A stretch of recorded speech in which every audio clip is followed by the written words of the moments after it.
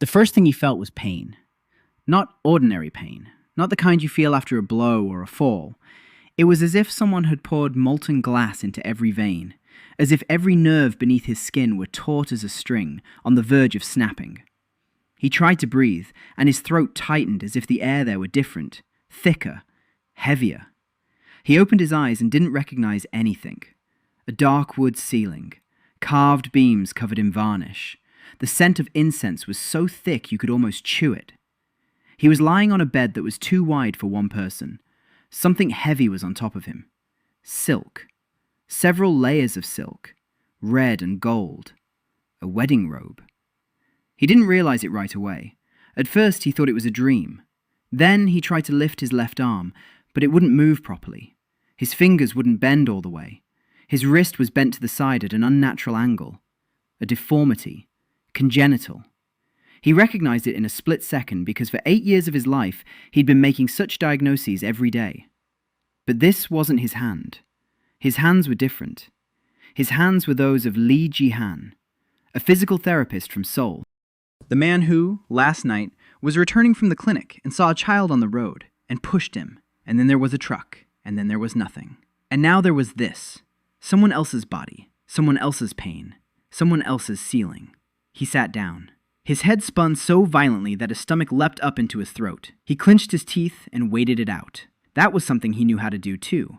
Wait it out. Endure. Breathing through the panic attack. 8 years of working with people whose bodies had become prisons had taught him one thing. Panic kills faster than illness. He wouldn't panic. He'd assess himself. He'd evaluate the situation. He'd find a foothold. The door on the right slid open, and a man entered. Short, stooped, dressed in a gray servant's robe. About 50 years old. A face like a baked apple. Shifty eyes. The servant bowed without raising his head and began muttering something about the ceremony, about protocol, about how the young master should put on a headdress and go out into the hall in a quarter of an hour. Ji-han listened. Not the words. He was listening to this man's body. How the servant held his shoulders. How he shifted his weight. How he breathed. A habit that couldn't be turned off. He did this automatically with everyone who entered his office. Now he was doing it in a foreign world, in a foreign body, and it was the only thing that remained the same. The servant said that the first bride was waiting in the west wing. Ji-han nodded. Then he asked what the first bride's name was. The servant hesitated. Apparently, this was something the groom was supposed to know. Moon So-hee, the eldest princess. Icy. The servant uttered the name as one might utter the name of a disease, with both caution and revulsion. Ji-han nodded again. Then he asked a second question. Her arms hurt. It wasn't a question. It was a statement. People who don't know how to channel their power outward usually complain of pain in their wrists and forearms. Because the energy seeks an outlet but can't find one, it presses inward on the joints. He knew this not because he understood the magic of this world. He knew this because he had seen hundreds of patients with chronic muscle tension. People who clench their fists for years due to stress develop the same symptoms. Pain in the wrists, numbness in the fingers, a burning sensation in the forearms. It doesn't matter what the cause is, ice or stress, the body reacts the same way. The servant turned pale. His mouth opened slightly and then closed. He looked at Ji-han as if seeing him for the first time. Then he bowed even lower than before and backed out of the room. Ji-han was left alone. He looked at his hands, at his left hand. It was deformed. His fingers were twisted. The skin was thin. Veins were visible beneath it. He tried to move each finger separately. His thumb moved normally. His index finger moved about 70% as well. His middle finger barely bent. His ring finger and little finger worked, but with a delay. Contracture. Probably from birth. He moved on to his right hand. The right hand was better. Thinner than he was used to. Weaker, but functional. He stood up. His knees were shaking. His body weighed 50 kilograms, maybe less. His ribs were visible through the fabric. This man had been poorly fed. Or he hadn't eaten well. Or both. Ji-han took 3 steps toward the bronze mirror on the wall. The face in the reflection was young, about 20, maybe a little older. Narrow, sharp cheekbones, dark eyes. The shadows under his eyes were as deep as bruises. His hair was black and fine. It was the face of a man who hadn't slept properly in a long time. Ji-han knew faces like this. He'd seen them in the wards of the rehabilitation center. The faces of people who were tired of living in their own bodies. He turned away from the mirror. Then he looked again. There was something else beneath the skin, something that shouldn't be in a normal body. He couldn't see it, but he could feel it. As if thin tubes were laid out inside, dozens of tubes, hundreds, and every single one of them was cracked, broken, empty. He didn't know the word for it, not yet. Later, he would learn that it was called gimek, spiritual channels, meridians through which ki flows. In a normal person, they function like the circulatory system. In this body, they were like water pipes after an earthquake, broken pipes through which nothing flows. A cripple. That's what the owner of this body was. Not just a cripple with a deformed arm, a cripple at the very core of his being. A man without channels in a world where channels determine everything. Jihan closed his eyes. He took a deep breath. 4 seconds in, 6 seconds out. Then again. And again. The channels are destroyed. Good. He'd spent his whole life working with bodies that were considered hopeless. The only difference was that now he himself was hopeless. He opened his eyes. He adjusted the heavy wedding robe on his shoulders. He stepped out of the room. The hallway was long and dimly lit. The wooden floor creaked with every step. Paper lanterns hung on the walls. It smelled of wax and something floral. At the end of the hallway stood the same servant. 2 others stood beside him. All 3 looked at Jihan as if they expected him to fall, or ask for help, or start crying. He did none of those things.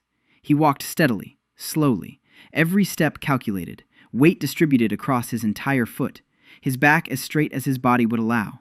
He walked the way people walk who know what control over movement means. The servants exchanged glances. The young master of the Li clan had never walked like that before. The ceremonial hall was large and empty. Not sullenly empty, but contemptuously empty. No one had come. No guests. No relatives. Not even a formal representative of the emperor. Only the priest at the altar, an old man, indifferent. He performed the rite as one would perform housekeeping, mechanically. 4 bows, 4 vows, 4 cups of wine. Jihan repeated everything after the priest. He didn't know a single word of the ritual, but his body had muscle memory. The former owner of this body had rehearsed it, many times apparently. The bows came out right. His hands raised the cup with a familiar motion. His body knew what to do even if his mind was someone else's. The 3 brides were brought in one at a time, each in a closed palanquin. Each was carried by 4 porters.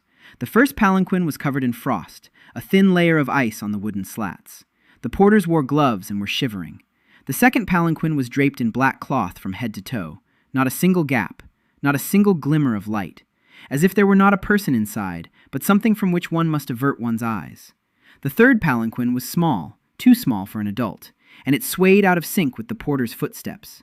Someone inside was moving, fidgeting, nervous. Jihan didn't see a single face. The ceremony didn't call for that. The wives remained behind screens. The priest pronounced all 4 names, Moon So-hee, Yoon Ida, Han Na-yun, and his name, Li Jihan. Or rather, the name of the person whose body he was now carrying. Also Li Jihan. A coincidence. Or perhaps not. He'd think about that later. Right now, something else was more important. Right now, he was married to 3 women he had never seen, in a world he didn't know, in a body that could barely stand. The ceremony was over in 20 minutes. The priest left first. He didn't even offer his congratulations. The bearers carried the palanquins back. The servants began extinguishing the lanterns even before Jihan had left the hall. They showed him his room, not the shared one, his own private one, a small one, with a thin mattress on the floor and a small table against the wall. A servant's room, not a husband's. He realized this immediately. He wasn't expected here as a master. He'd been placed here as just another piece of equipment.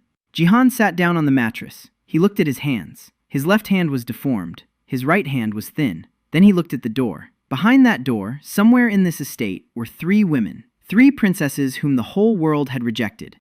The icy one. The one who sees death. The one who turns into a dragon at night. 3 curses. 3 diagnoses. He stood up. He went out into the hallway. He found that first servant. The old man was sitting on a bench by the kitchen, chewing on a rice cake. Jihan asked what time the first wife usually went to bed.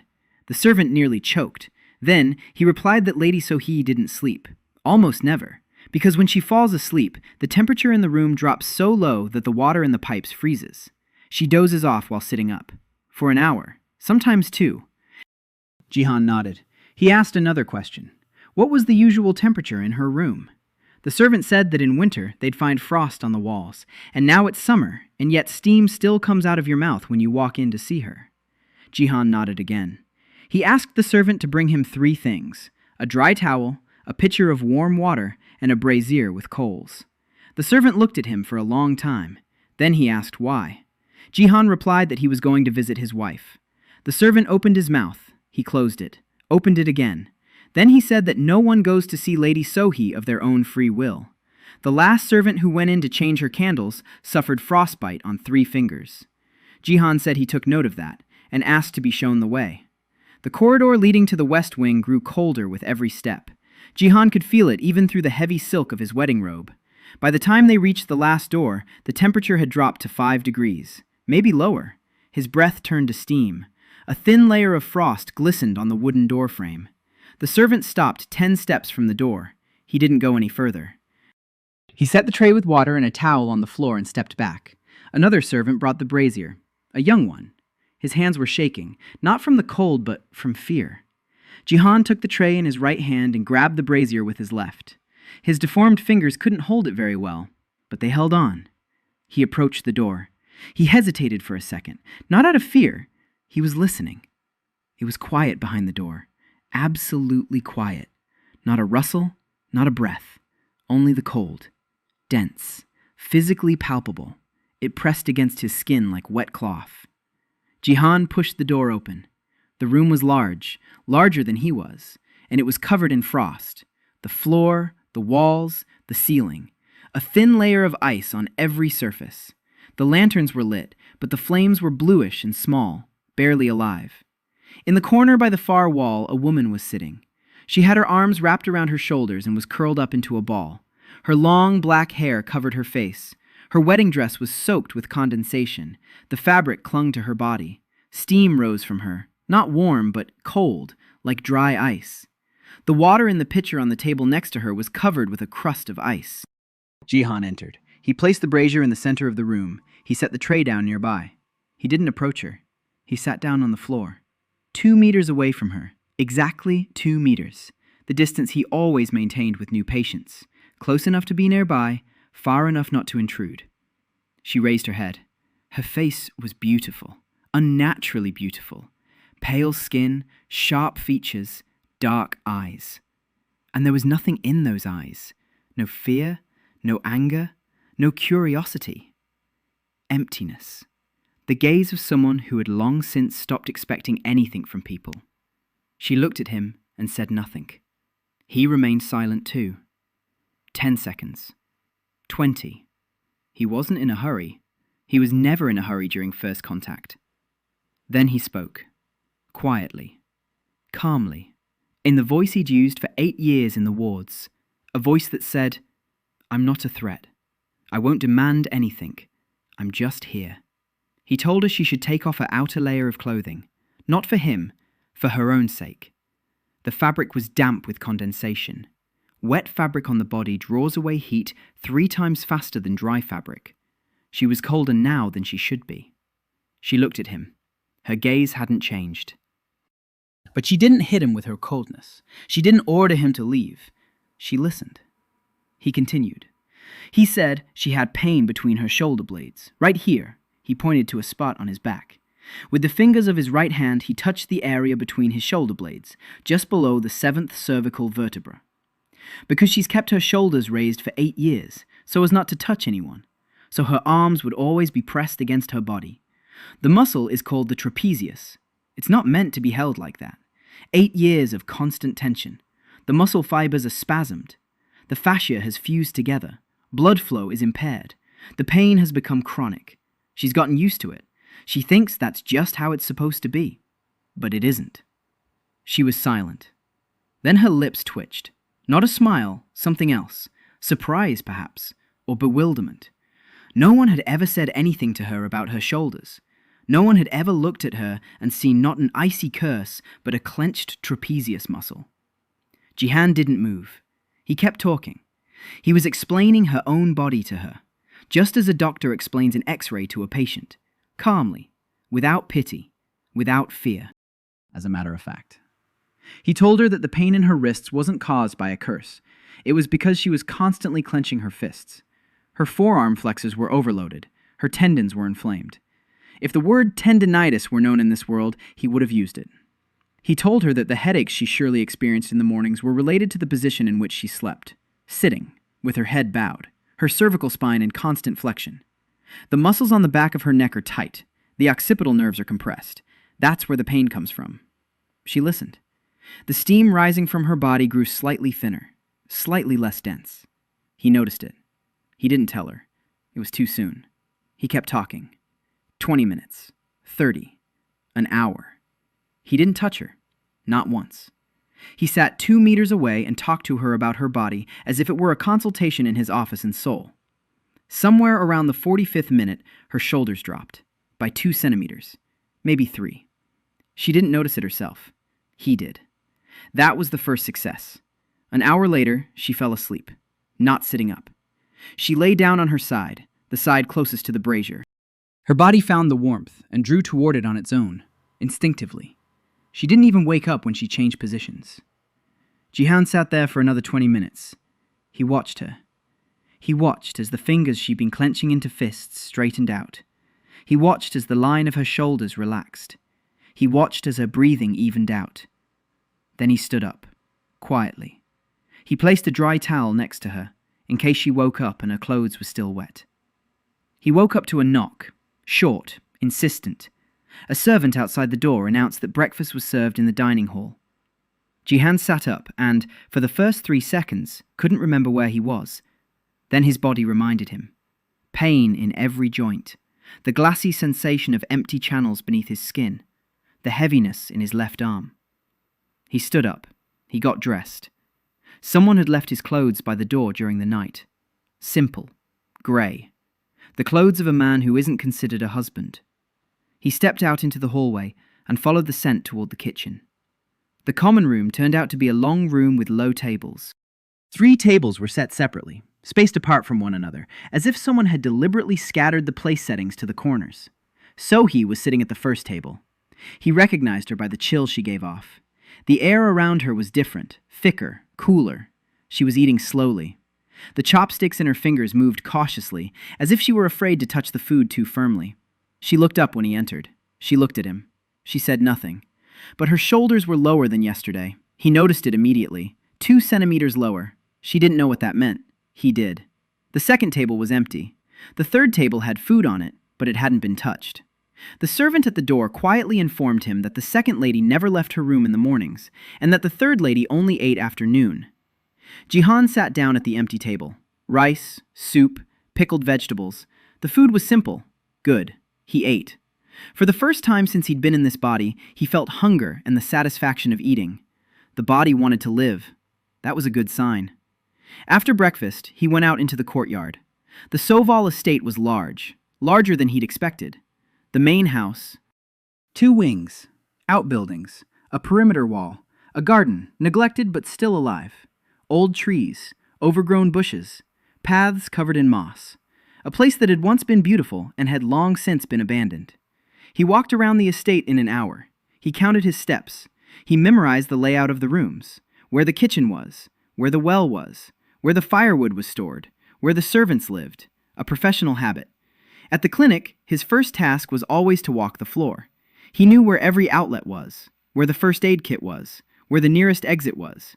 Here, he did the same. There were 12 servants. He memorized their faces. He memorized how each one walked. He remembered who looked him in the eye and who looked away. 5 of them looked away. They were potential informants, or just cowards, or both. One of the servants stood out.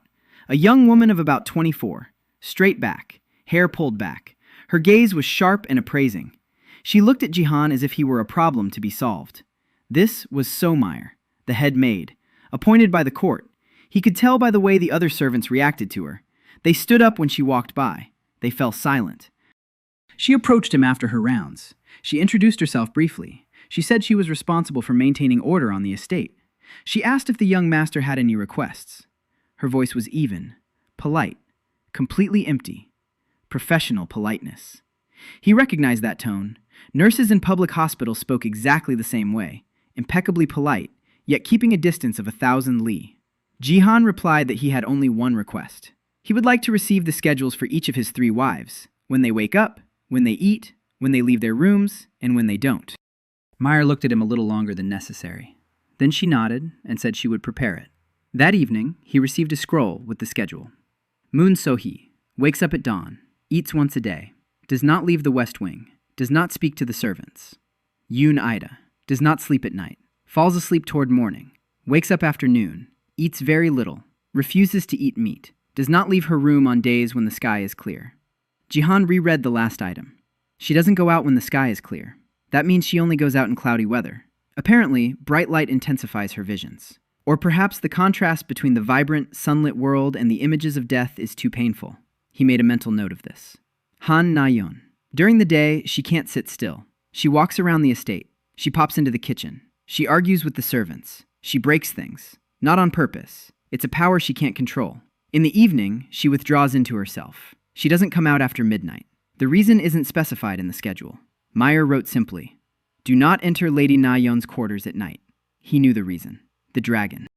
Every night from midnight until dawn. He placed the scroll on the table. He looked up at the ceiling. 3 schedules, 3 rhythms of life. Not a single one matches the other. They don't just live in different wings, they live in different time zones. So first, he'll go to the second wife, right now. Yoon Ira, the one who sees death. He found her room in the east wing. The door was ajar. This surprised him. He'd expected it to be locked. The room was ordinary. No frost, no chill. Warm, bright, simple. A young woman was sitting on the floor, slender, with short hair. Her face was calm. Her eyes were closed. She looked like someone meditating, or like someone so exhausted that she was sitting with her eyes closed because opening them would hurt more. He tapped on the doorframe. She opened her eyes, looked at him, and in that very second, her pupils dilated, abruptly, as if someone had turned off the light. She was looking at him, but seeing something else, something behind him, or above him, or inside him. Her face turned pale. Her hands clenched the fabric on her lap. She turned away, quickly. She turned away and covered her eyes with her palms. Jihan didn't move. He stood in the doorway and waited. 10 seconds later, she spoke. Her voice was quiet, muffled. She asked him to leave, said she didn't need to see his face. Jihan asked what she had seen.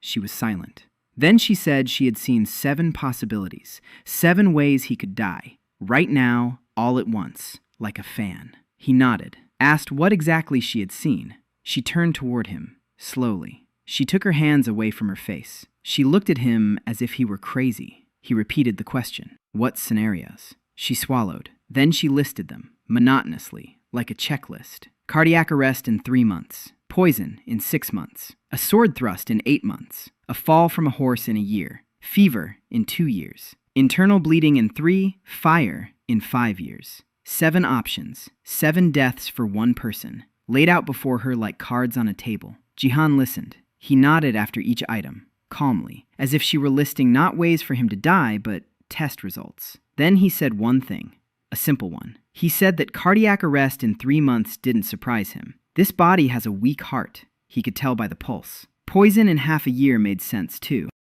The servants taste the food here, but not all of it. A sword strike. He looked at his deformed hand. He certainly wouldn't be able to defend himself. He went through all 7 points. Not like a victim listening to her sentence, like a doctor analyzing a medical history. She was looking at him. Her mouth was slightly open. Her eyes were wide. No one had ever reacted to her visions like this. People screamed. People cried. People ran away. People hated her for what she saw. No one had ever asked her, "By the way, what do you see regarding the 3rd point?" Jihan asked if she saw death from illness or only from external causes. She didn't answer right away. She said she saw everything, any cause, any possibility. He asked if she had ever seen a possibility change after something happened.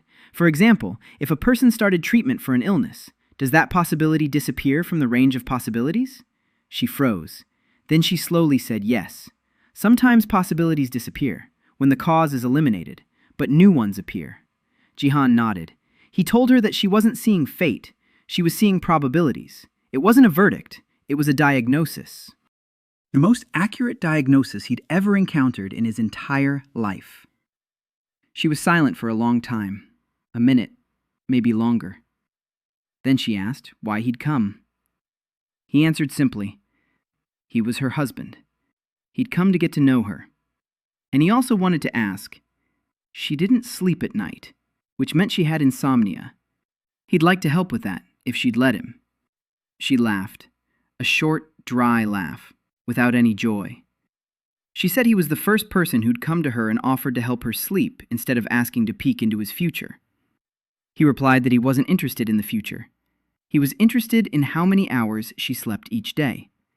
She said 2, sometimes 3. He winced.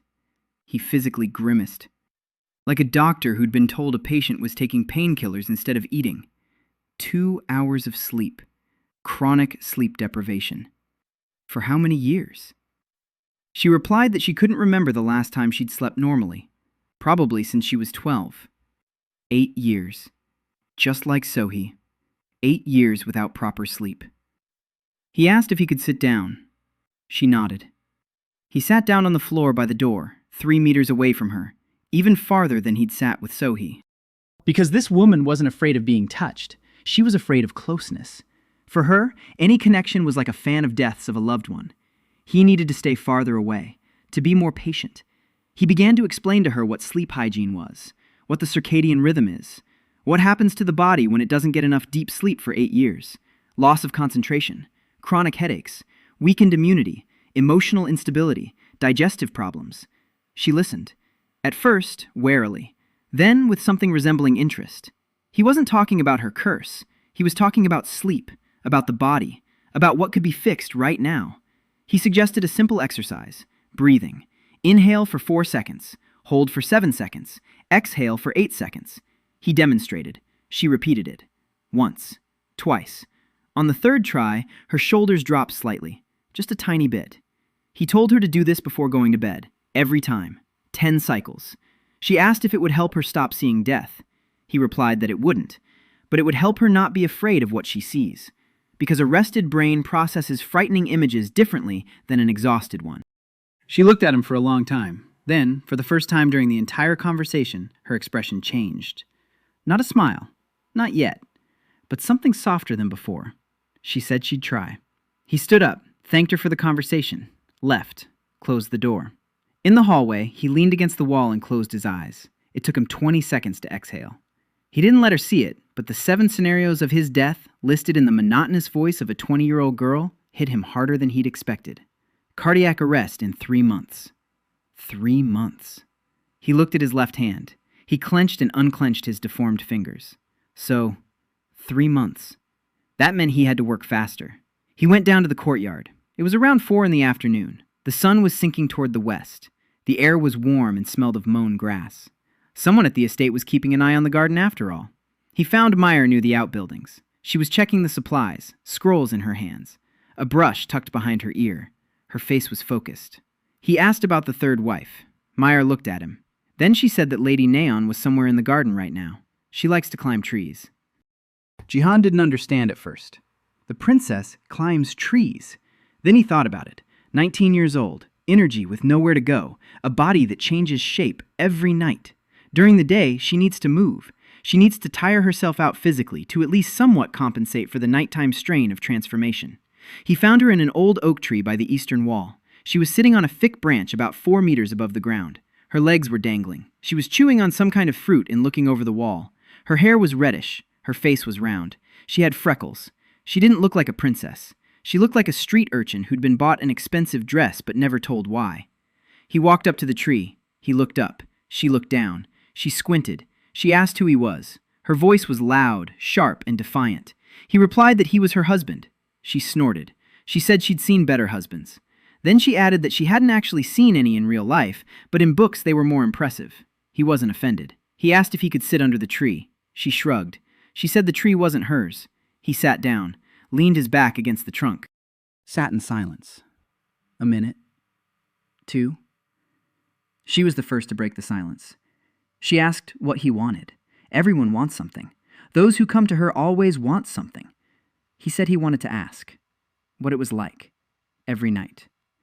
She fell silent for a long time. Then she jumped down from the tree, easily, gently. She landed on her haunches. Her movements were precise. Her body was accustomed to jumping and falling. She straightened up and stood before him. She looked down at him. He was sitting. She was standing. She was a head shorter than him even when he was sitting. Small. She said it hurt. Every night at midnight, bones break, skin tears, the spine bends, teeth fall out and new ones grow in. It lasts about 10 minutes, sometimes 15. Then she's a little white dragon, sitting in the room until dawn because she can't go outside. Because if anyone sees her, there'll be a scandal, or worse. And at dawn, everything happens in reverse. The bones break again, the skin tears again, every night, since she was 14. 5 years, every night. Jihan listened. His face was calm. He didn't let her see what was going on inside him. A daily transformation, a daily restructuring of the entire skeletal system, muscles and skin. That means chronic inflammation, micro-trauma to the joints, scarring of the soft tissues. Her body is taken apart and put back together every day. The wear and tear is immense. He asked if she was in pain during the day. She said sometimes. Her back, her knees, her elbows, but she'd gotten used to it. He asked if he could look at her hands. She took a step back. Then she stopped. She looked at his left hand, at his deformed fingers, and said he wasn't in the best shape himself. He agreed. He said that was exactly why he understood. She held out her hands, palms up. He looked, without touching them, not touching them yet. The skin on her palms was slightly rougher than that of an ordinary 19-year-old girl. Her finger joints were slightly enlarged, traces of microcracks on the skin between her fingers. The body that changes every night leaves traces on its daytime form. He told her that her skin was drying out, that her joints were inflamed, that she needed skin oil and warm compresses on her hands before the transformation, not to stop it, to make it easier. She pulled her hands away, quickly, hid them behind her back. Asked why he was doing this. He replied that he was her husband and that husbands usually take care of their wives. She laughed, loudly, angrily. She said he wasn't a husband. He was trash who'd been stuck with 3 damned kids on top of everything else. Everyone knew that. He wasn't offended, because she was right. That's how it was. That's how it looked from the outside. He said maybe she was right, but whether he was trash or not, her joints were still inflamed, and she was still in pain every night. And if she'd let him, he could make it hurt less. She looked at him for a long time. Her eyes were amber, bright, angry and confused at the same time. Then she turned away and left, with quick steps, without looking back. He didn't go after her. It was too soon. She'd come back. Or maybe not. He'd wait. He returned to the estate after the sun had already set. Meyer was waiting for him at the kitchen door. She stood upright, her hands folded in front of her, her face unreadable. She said that the young master had spent time with each of his 3 wives today. This was unusual. No sane person would get close to all 3 in a single day. Jihan replied that he was a doctor. Meyer raised an eyebrow. In this world, there was no word for physical therapist. He corrected himself. He said he was a healer, that he treated the body, and that his 3 wives were sick. Not cursed, sick, and he intended to treat them. Meyer looked at him. For 3 seconds. On the 3rd day, Jihan started with himself. He got up before dawn. He went out into the yard. The cold morning air stung his lungs. His body didn't want to move. Every joint protested. He started with something simple. Neck stretches, circular shoulder movements, and trunk bends. Slowly. Very slowly. This body had never been trained. His muscles were atrophied. His ligaments were shortened. His joint mobility was 40% below normal. His left arm functioned at 20% of its potential. He exercised for 40 minutes. By the end, he was drenched in sweat. His heart was pounding so hard he could see it throbbing on his wrist. The body of a cripple in a world where everyone around him possesses inner energy. A body that had been given 3 months before its heart would stop. He lay down on the grass and looked up at the sky. The sky was gray. That meant Ira might be able to go out today. He made a mental note of that. Then he got up and walked to the well. He washed his face. The water was ice cold. His teeth chattered. He thought of Sohee. To her, ice-cold water was probably like warm milk. His first bit of humor in 3 days in this world. A bad one, but it was his. At breakfast, something happened he hadn't expected. Meyer kept her word. 1 table, 4 seats. When he walked in, Sohee was already sitting there. An empty chair stood next to her. The other 2 chairs were empty. He sat down across from her. She looked at him, then at the food, then at him again. She said 1 word. Thank you. Quietly, almost inaudibly. He understood what it was for last night, for the sleep. He nodded. 5 minutes later, Ira arrived. She paused in the doorway. She looked at the table, at the 2 people already seated. at the 4 seats. She wasn't used to eating with others. It was obvious. She walked in and sat down in the farthest chair, as far away from both of them as possible. Nayun didn't come. They ate in silence, the 3 of them at one table. The air on one side was cool. On the other, it was normal. Jihan sat in the middle. He ate rice. He thought about how he needed a plan. Not a general plan, a specific one, for every day, like at the clinic. A schedule of treatments. Monday, Sohi, work on the shoulder girdle, relief of chronic trapezius muscle spasms. Tuesday, Ira, breathing exercises, preparation for normalizing sleep. Wednesday, Nayun, if she'll let him, joint work, preventive care before the nightly transformation. Thursday, himself, his own rehabilitation, left arm, heart, general physical training. But reality doesn't follow a schedule. Especially when you live with 3 women whose bodies do things you won't find in medical textbooks. After breakfast, he went to see Sohee. She didn't turn him away. She didn't invite him in. She just didn't close the door. He went in. The room was warmer than yesterday, not by much, 2 or 3 degrees, but the frost on the walls had thinned. She'd slept through the night. Her body remembered what rest felt like, and the cold had receded, just a little. He sat down 2 meters away, the exact same distance. He said he'd like to try something. He wouldn't touch her, but he'd like her to do one exercise, a simple one. Raise her shoulders to her ears, hold for 5 seconds, lower them. Repeat 10 times. This is called isometric contraction followed by relaxation. A muscle that has been in spasm for years won't relax just because you tell it to. But if you tense it even harder first and then let go, it will go lower than it was before. She looked at him. Then she raised her shoulders. He counted. 1, 2, 3, 4, 5. Lower them. She lowered them. He saw her face change for half a second. Surprise. Her shoulders dropped lower than they had been. The muscle gave way. One more time. She raised them again. He counted. They did 10 repetitions. By the 10th repetition, her shoulders were a centimeter lower than at the start, and for the first time during their entire conversation, she turned her head. She actually turned it. Not with her whole torso, as she had done before. Her neck moved, more freely. She touched her neck with her hand, gently, as if checking it. Then she looked at Jihan. She asked what he was, not who. What? He replied that he was a man who knew how muscles worked. She said that wasn't an answer. He agreed. He said he'd give a better answer once he found it himself. She didn't smile, but the corner of her mouth twitched. A micro-movement. He caught it. He left her half an hour later. Mireille was waiting for him in the hallway. She was standing against the wall, quietly. He didn't know how much she'd heard. She asked one thing. How did he know about Ms. Sohee's pain? He replied that he could tell by the way she held her body. Mireille asked if he could see that in other people too. He looked at her, at the way she was standing. Her left shoulder was slightly higher than her right. Her weight was shifted to her right leg. Her head was tilted 2 degrees to the left, a compensatory posture. Something in the left side of her body was causing her discomfort. He said her left hip was hurting, or her lower back on the left side. It had been hurting for a long time. She was hiding it, but the body can't lie.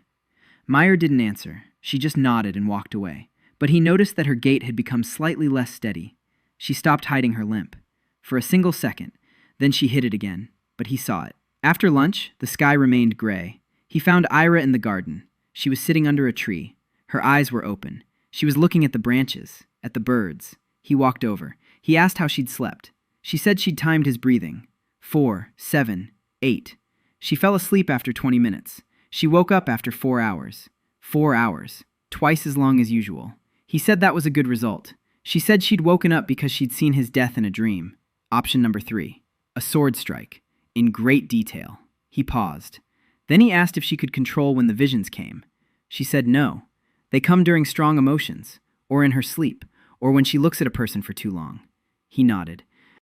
He said that meant they needed to work on the triggers, the things that set off the visions. If emotions are the catalyst, then she needs to learn to reduce their intensity at critical moments. Not suppress them, reduce them. There's a difference. She asked how. He said he'd show her. He asked her to look at him, straight at him, without looking away. She tensed up. She said that if she looked for too long, she'd see it again. He said he knew, and that he wanted her to try it. When the vision began, she had to do one thing. Feel her feet.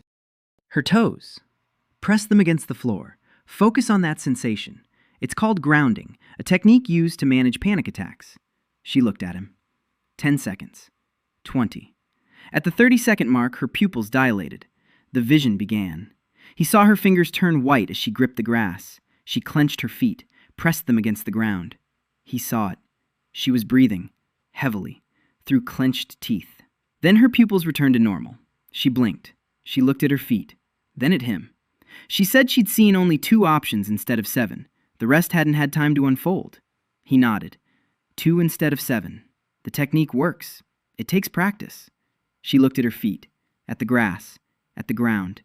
Then she said quietly that no one had ever told her it was okay not to look at death, that you can choose what to look at. He said you can. You always can. They sat in the garden for another hour. He told her about the body, about the connection between the mind and sensations, about how physical presence in the moment is an anchor that keeps consciousness from sinking into visions. She listened.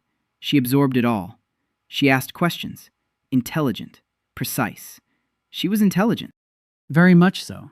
It's just that for the past 8 years, her mind had been occupied with only one thing: survival.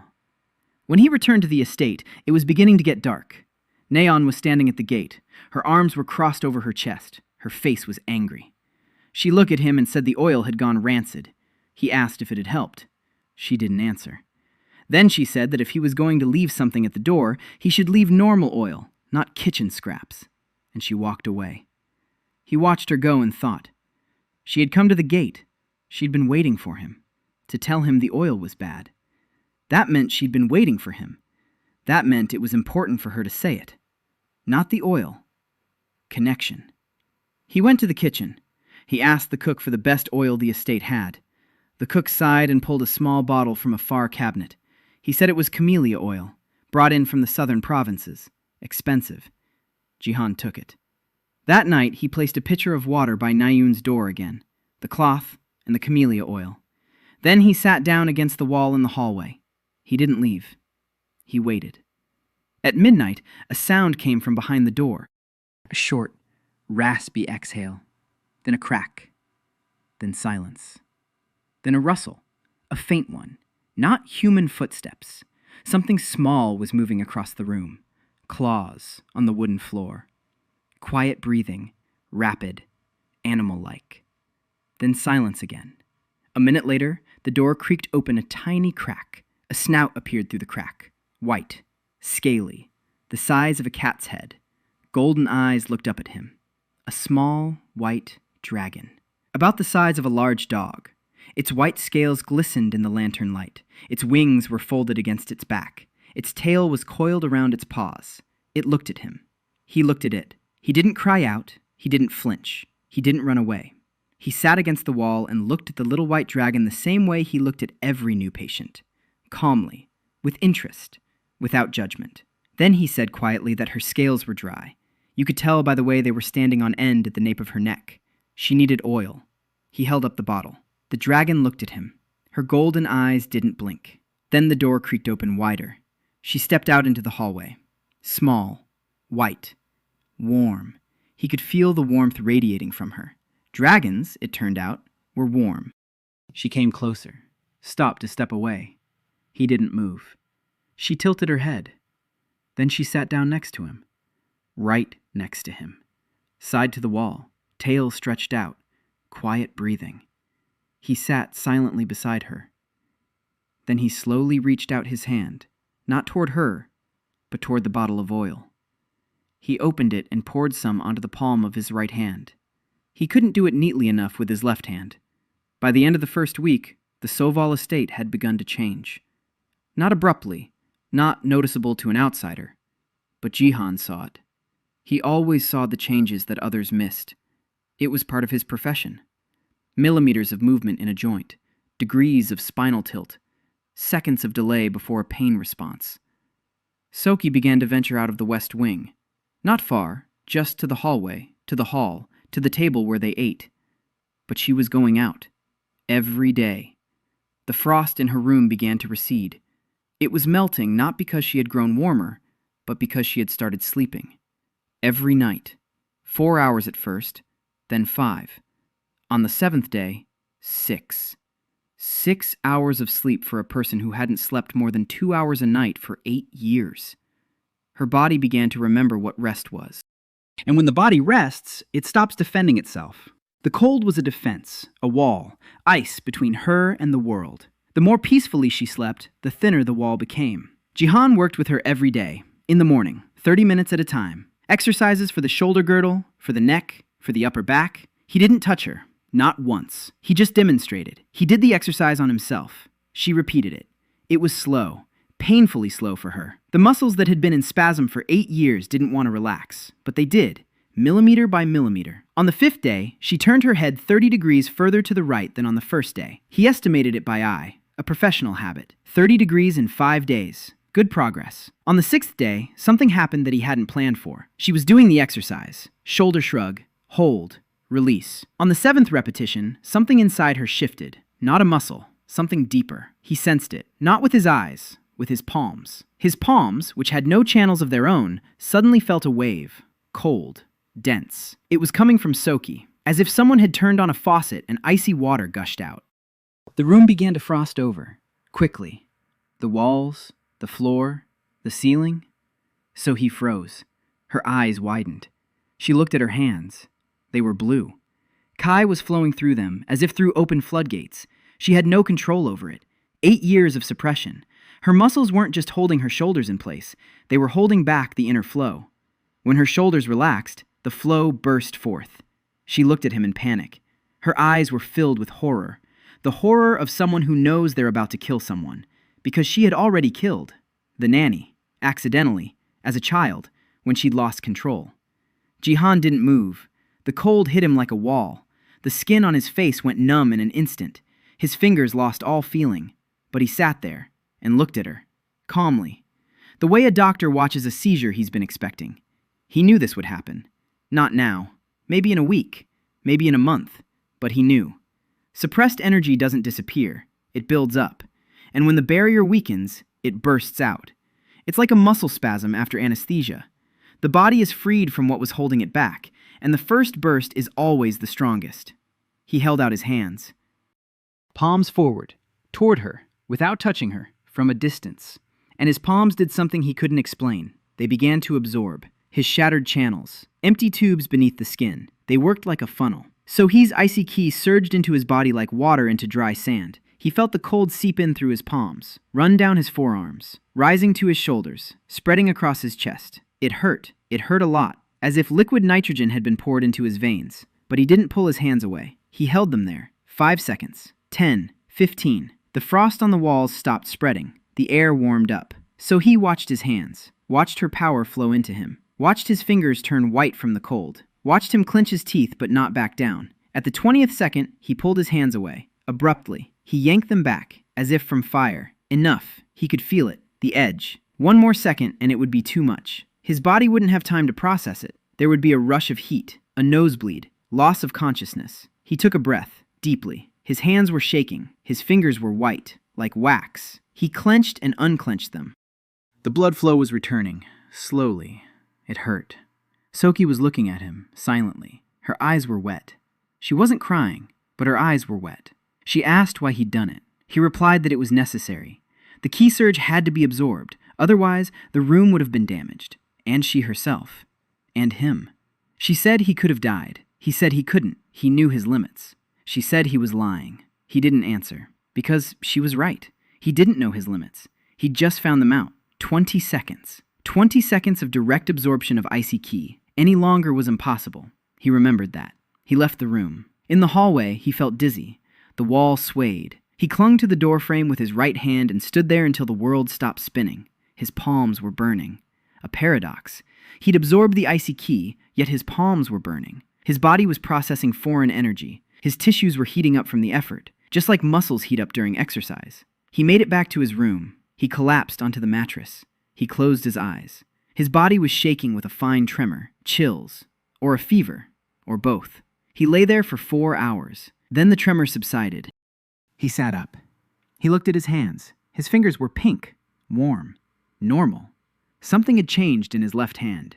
His middle finger, the one that had barely bent, had bent. 10 degrees more than yesterday. 10 degrees. Nothing by human standards, a revolution by contracture standards. Sohee's icy key. It had settled into the tissues of his hand, in the muscles, in the tendons, and it had relaxed something there, shifted something. His destroyed meridians. They didn't let ki flow through them like normal ones do. They absorbed it like a sponge. And the foreign ki inside his body was transforming into something else, into his version of this power. Distorted, reprocessed, but effective. He flexed and unflexed his middle finger. 10 degrees. He smirked. The meridians were destroyed. The body was considered beyond hope. Yet it had just done what no healer in this world had ever done.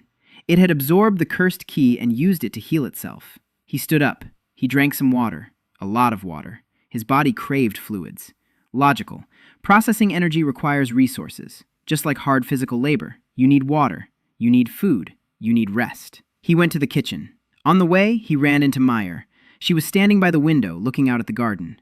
She turned around when she heard his footsteps. She looked at his face, at the white patches on his skin that hadn't gone away yet, at his trembling hands. She asked what had happened. He replied that nothing was wrong, just a work thing. She said he was as pale as a corpse. He said she was exaggerating. She disagreed. He made it to the kitchen. He ate 3 servings of rice, a bowl of soup, 2 hard-boiled eggs. The cook looked at him with respect. A skinny young man with the appetite of a village blacksmith. It was endearing. In the courtyard, he found Neon, in the middle of the day, in human form. She was sitting on the porch of the outbuilding, throwing pebbles at the fence. Every stone hit exactly the same spot. Her coordination was perfect. A body accustomed to precise movements.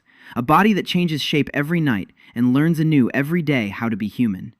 She looked at him, at his pale face, at the white spots. She frowned. She asked what was wrong with him. He said he'd overdone it. She asked with what? He said with Sohee. He explained briefly. He'd absorbed too much icy ki at once. She was silent. Then she said he was an idiot. He didn't argue.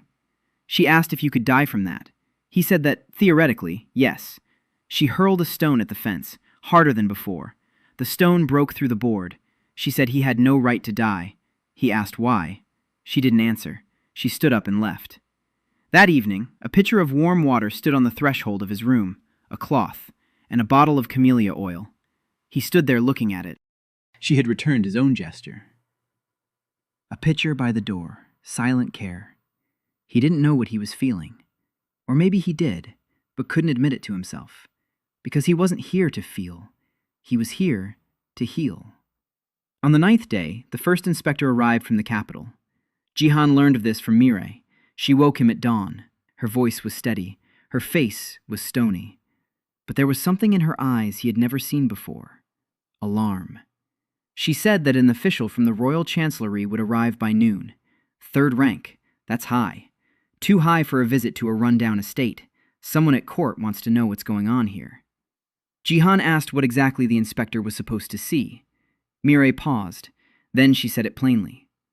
He was supposed to see 4 wretched people quietly wasting away in exile.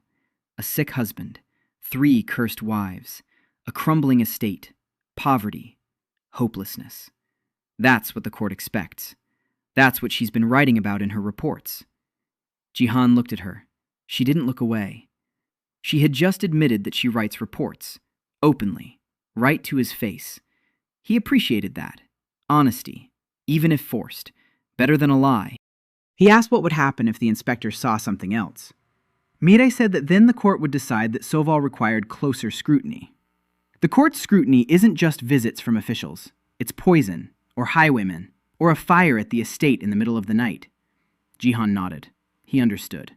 So today he had to be miserable. He had to be what they thought he was, a cripple from a down-and-out family, a husband who'd been thrown to the wolves, 3 defective princesses, like a bone to dogs. He looked at his reflection in the bronze mirror, skinny, pale, dark circles under his eyes, a deformed hand. He wouldn't even have to pretend. He was a cripple, just a cripple with a plan. He gathered everyone for breakfast. For the first time in 9 days, there were 4 people at the table: Sohee, Ida, Na-yeon, and him. Na-yeon was the last to arrive. She sat at the end of the table. She didn't look at anyone.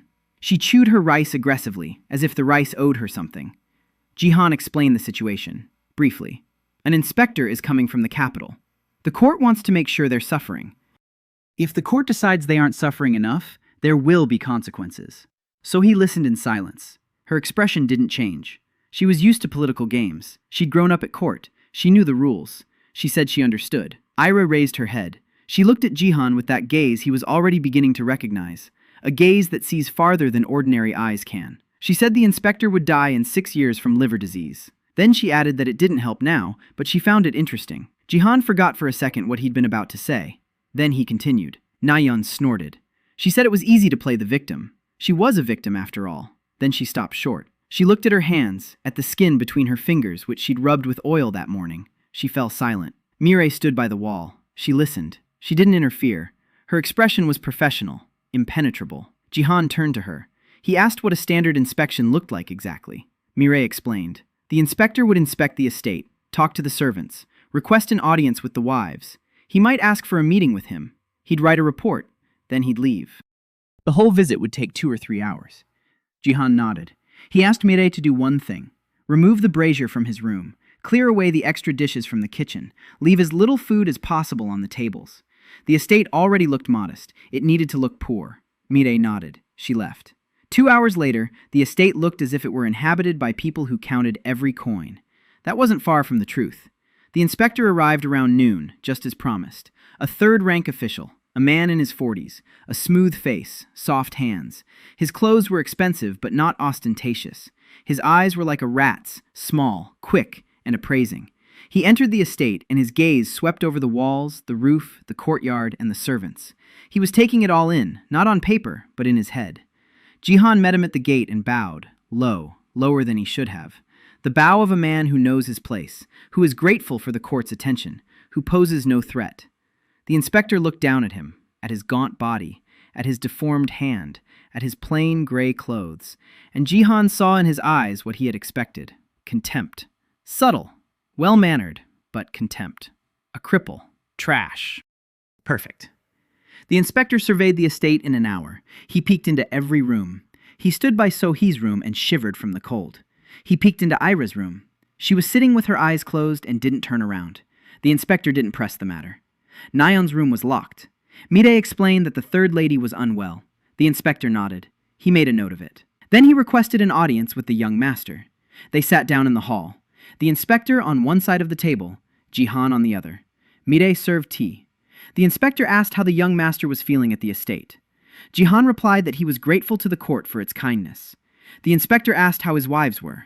Jihan replied that they were well as their condition would allow. The inspector asked what he meant by condition. Jihan paused for a second. Then he said that the first lady could not control her chills, and he was afraid to be near her. That the second lady does not speak and does not leave her room. That the third lady is ill, and he does not know with what. He spoke in an even voice, the voice of a man who had resigned himself to his fate, who did not understand why he had been given 3 cursed wives, who was not complaining but simply stating the facts. The inspector listened. He nodded. There was satisfaction in his eyes. He saw what he had expected to see. A wretched cripple, 3 unmanageable curses, a crumbling estate. Everything according to plan. The visit was supposed to end in an hour, but life doesn't follow plans. Just as the inspector stood up to go out into the courtyard, a servant ran in. A young man, pale. He shouted that a wagon had overturned on the road to the village. 2 injured, 1 seriously. A broken leg. The bone was sticking out. An open fracture. The peasants were dragging the wounded man toward the estate because the village doctor had left for the city, and there was nowhere closer. Jihan froze. The inspector stood beside him, watching. 2 options. The first, do nothing. Say that the estate isn't a hospital. Send the peasants to find a doctor. Preserve the cover story. The inspector will leave satisfied. The courtyard will leave them alone. The second option. Jihan looked at his hands. At his right hand. At his left, deformed hand. At his middle finger, which now bent 10 degrees more. Option 2. He stood up, turned to Meyer, asked for a clean cloth, boiled water, 2 straight wooden slats, each as long as the distance from his knee to his foot. A rope or strips of cloth for securing them. Meyer looked at him, then at the inspector, then back at him. He saw the question in her eyes. He answered with a look. She nodded and left. The inspector asked what was going on. Jihan said the wounded man had an open fracture. If the bone wasn't set within the next hour, an infection would set in. If an infection set in, the man would lose his leg. Or his life. The inspector asked if he was a doctor. Jihan looked at him. He hesitated. Then he said no. He just knew what to do with fractures. The injured man was carried in on a stretcher made of sticks and cloth. A man in his 30s, a peasant. His face was ashen with pain. His leg, below the knee, was twisted at an unnatural angle. The bone had pierced the skin. Blood. Jihan looked and sprang into action, just as he had in Seoul, when emergency patients were brought in, when there was no time to think, only to act. He rinsed the wound with boiled water. He examined it. A tibia fracture. Open. Moderate displacement. The bone isn't shattered. That's good. It can be set. He asked 2 servants to hold the injured man, one by the shoulders, one by the hip of his uninjured leg. He explained that it was going to hurt. It would hurt a lot, but if he didn't do it, it would be worse. The peasant nodded. His teeth were clenched. His eyes were wet. Jihan took the leg in both hands. His left hand hurt. His deformed fingers didn't want to hold on, but they did. He pulled. Steadily, firmly, along the axis of the bone. The peasant screamed. The servants held him. Jihan pulled. The bone snapped back into place with a dull click. The peasant lost consciousness. Jihan applied a splint, 2 slats, cloth, secured at 3 points, above the fracture, below it, and at the level of the fracture. He bandaged the wound with clean cloth, tightly, but not too tightly. Blood flow was needed. He couldn't constrict it. The whole process took 20 minutes. When he finished and looked up, he saw that everyone was staring at him. Everyone. The servants, Mire, the peasants who had brought the wounded man, and the inspector. The inspector was standing by the wall. His expression had changed. The contempt was gone. In its place was something else. Confusion. Bewilderment. A cripple from a poor family had just set an open fracture with his bare hands, with a precision and confidence the inspector hadn't even seen in the palace physicians. Jihan looked at the inspector. Their eyes met. A second. 2. Jihan looked away first. He looked at the wounded man. He told the servants to lay the man in a warm place, to give him water when he came to, not to move his leg for 3 days. In 3 days, he would check on him again. Then he stood up, wiped his hands, turned to the inspector, bowed. He apologized for the delay. He said he understood it wasn't his business, but he couldn't let the man lose his leg. The inspector was silent for a long time. Then he nodded, turned around, and left. Without saying goodbye, without filing a report, he just left. Mire walked him to the gate. She returned. She looked at Jihan. She said that he had just made the most beautiful mistake of all the ones she'd ever seen. He hadn't shown the inspector a pitiful cripple. He'd shown a man who could do something no one else on this estate could do. Not in this principality. Perhaps not in this entire empire. Jihan said he had no choice. Mire said he did have a choice. He made it. He chose the man over safety. She paused. Then she added that next time she'd like to know in advance, so she'd have time to draft the wording for her report. He looked at her. She looked at him. Straight on, without a smile, but with something new in her eyes. She didn't say she'd stop writing reports, but she did say she wanted to know in advance. That meant she was ready to edit, to choose her words carefully, to soften things. Not to lie, but to choose the truth. That was the beginning. That evening, Sohee came to see him, for the first time, on her own. She stood in the doorway of his room. She looked at his hands, at the blood he hadn't quite washed out from under his fingernails. She asked if it was true that he'd set a broken bone with his hands. He said it was true. She asked where he'd learned to do that. He paused. Then he said, in another life. She didn't ask any further. She stood there for a moment. Then she said she wanted to try a new exercise tomorrow morning. For her hands. Not her shoulders. For her hands. She wanted to learn how to hold things without freezing them. He said they'd start with warm objects. Heated stones. Cloth soaked in hot water. Temperature contrast. If her palms got used to the heat, they'd stop freezing reflexively. She nodded. She left. The door closed. He sat there thinking. The inspector had left without filing a report. That was good. Or bad. The lack of a report would attract attention. The courtyard will ask why. The inspector will explain, or he won't. Or he'll say the wrong thing. Uncertainty. He couldn't control that. He could only control what was here. 4 people, 3 diagnoses, 1 estate. 80 days until cardiac arrest. Or a whole lifetime. 1 finger at a time.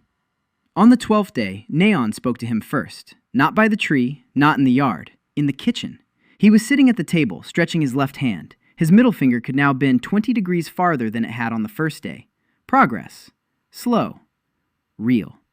She walked in, sat down across from him, placed her hands on the table, palms up. She didn't say a word. She just put her hands down and looked at him. He looked at her palms. the joints, the skin between her fingers. Micro cracks, traces of daily transformation. He understood. She had come for help. She didn't ask for it. She showed it. He nodded, got up, brought some oil, warm water, a cloth. He sat back down. He took her right hand. It was the first time he'd touched her in human form. She flinched. For a second. Then she froze. He began to work. He loosened every joint, every finger, every phalanx, just as he'd done thousands of times with patients after hand surgery. Circular motions, gentle pressure, stretching the extensor tendons, then the flexors, then the interosseous muscles. She sat quietly. She watched his hands. She watched how the deformed fingers of his left hand worked in unison with his right. Awkwardly, but precisely. Then she said that it had become easier at night. The transformation took 8 minutes instead of 12, and it was less painful. The oil helped. The skin didn't tear as much. The scale emerged more gently through the moisturized skin. He nodded. He said she needed to continue every evening. Oil on the skin, a warm compress on the joints, stretching the fingers and wrists. Before the transformation, the body must be as relaxed as possible. The softer the tissues, the easier the restructuring. She was silent. He was working on her left hand.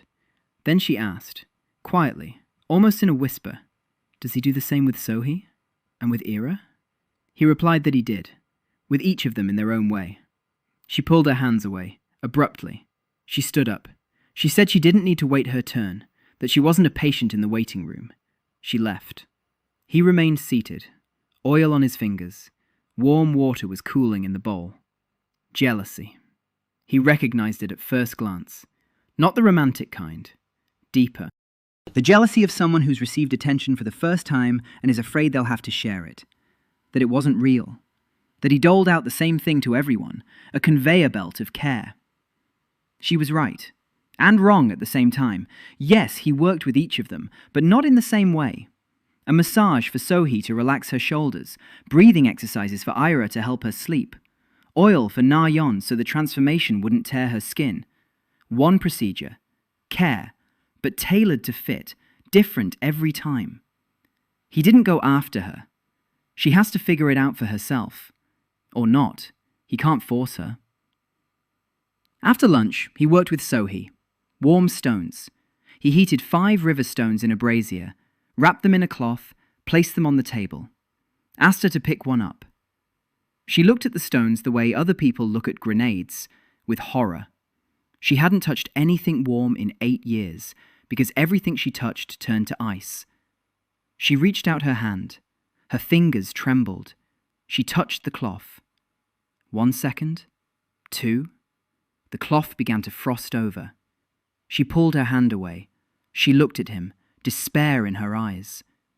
He said it was normal. First try, a reflex. The body reacts automatically. You don't have to fight the reflex, you have to work around it. He asked her to try again, but this time not to think about the stone, to think about warmth, about how warmth feels on the skin, not as a threat, as a sensation, just a sensation. She tried. She touched the stone.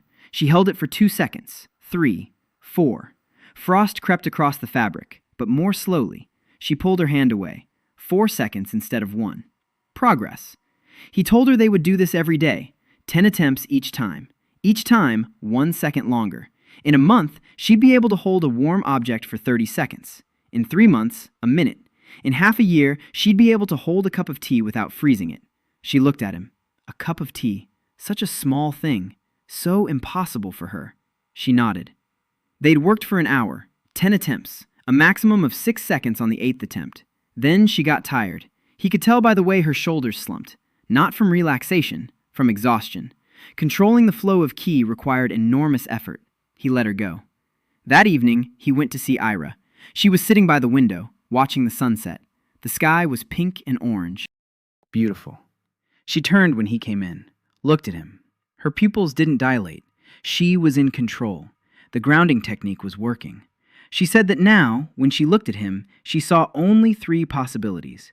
There had been 7. Now, there were 3. 4 had disappeared. He asked which ones remained. She listed them. Poison in 6 months. Internal bleeding in 3 years. Fire in 5 years.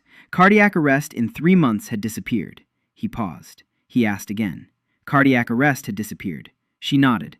She said that option had vanished 3 days ago. 3 days ago. The day he absorbed Sohee's ki. The day his body began to change.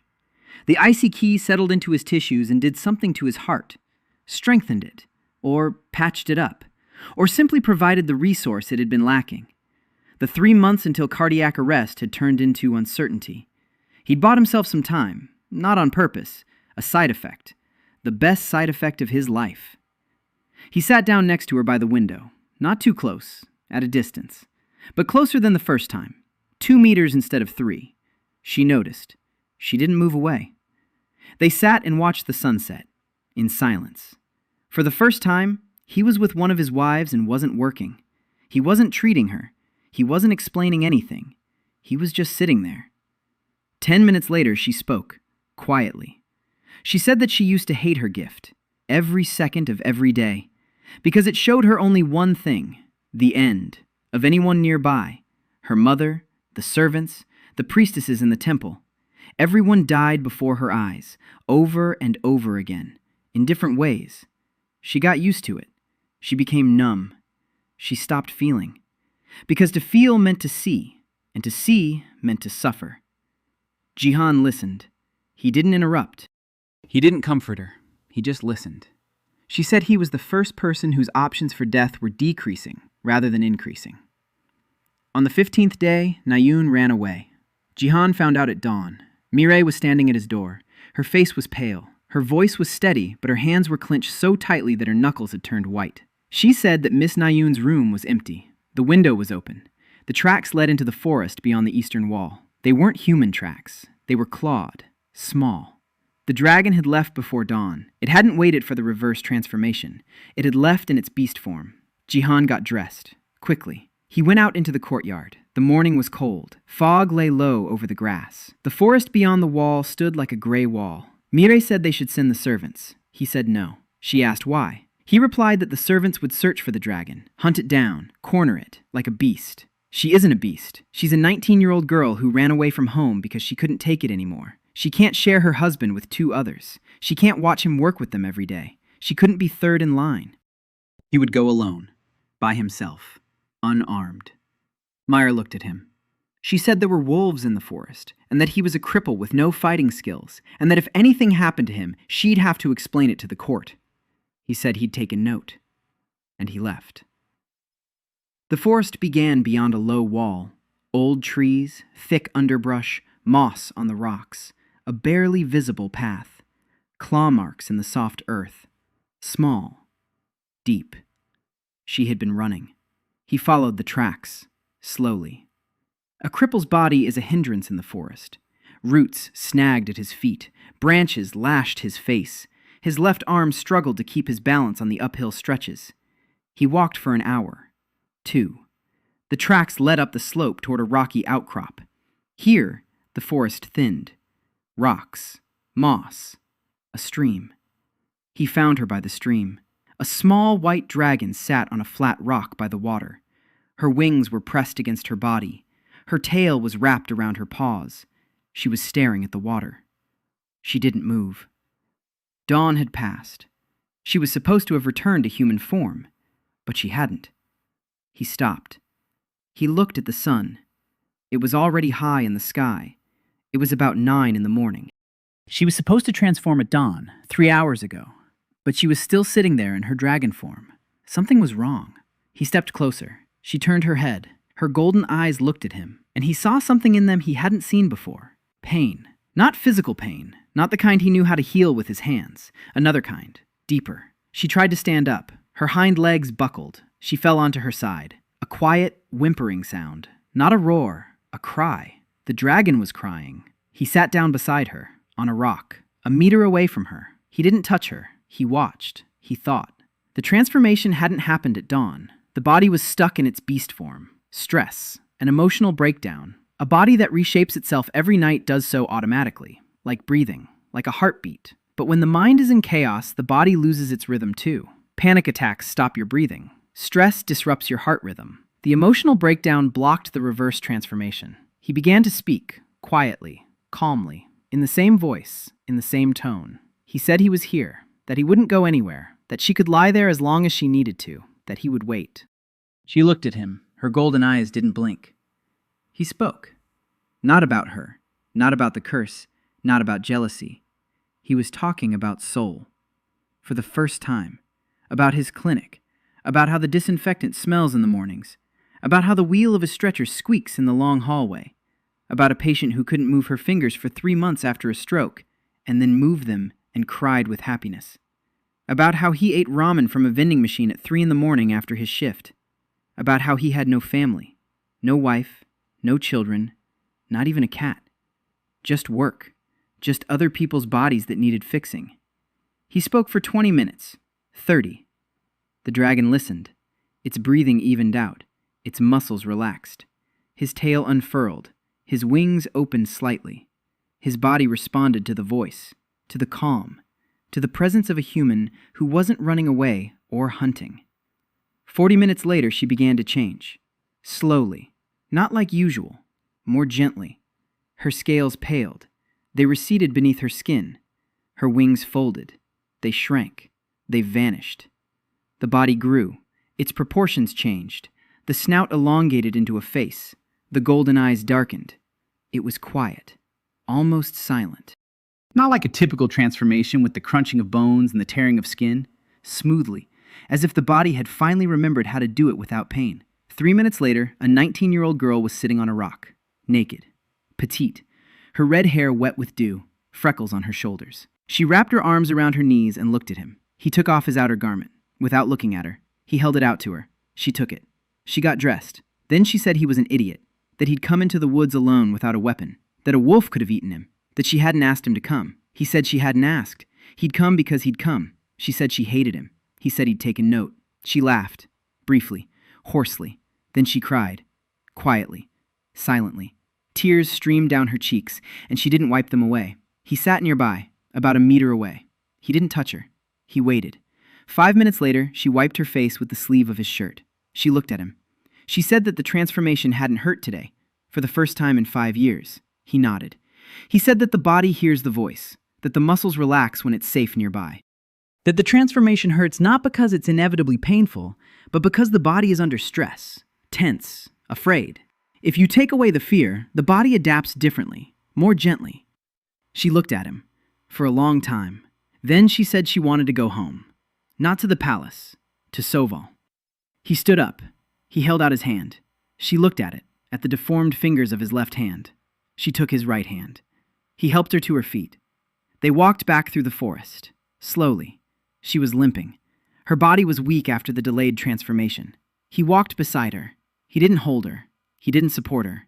Toward the end of the first month, the first outsider child arrived in Soval.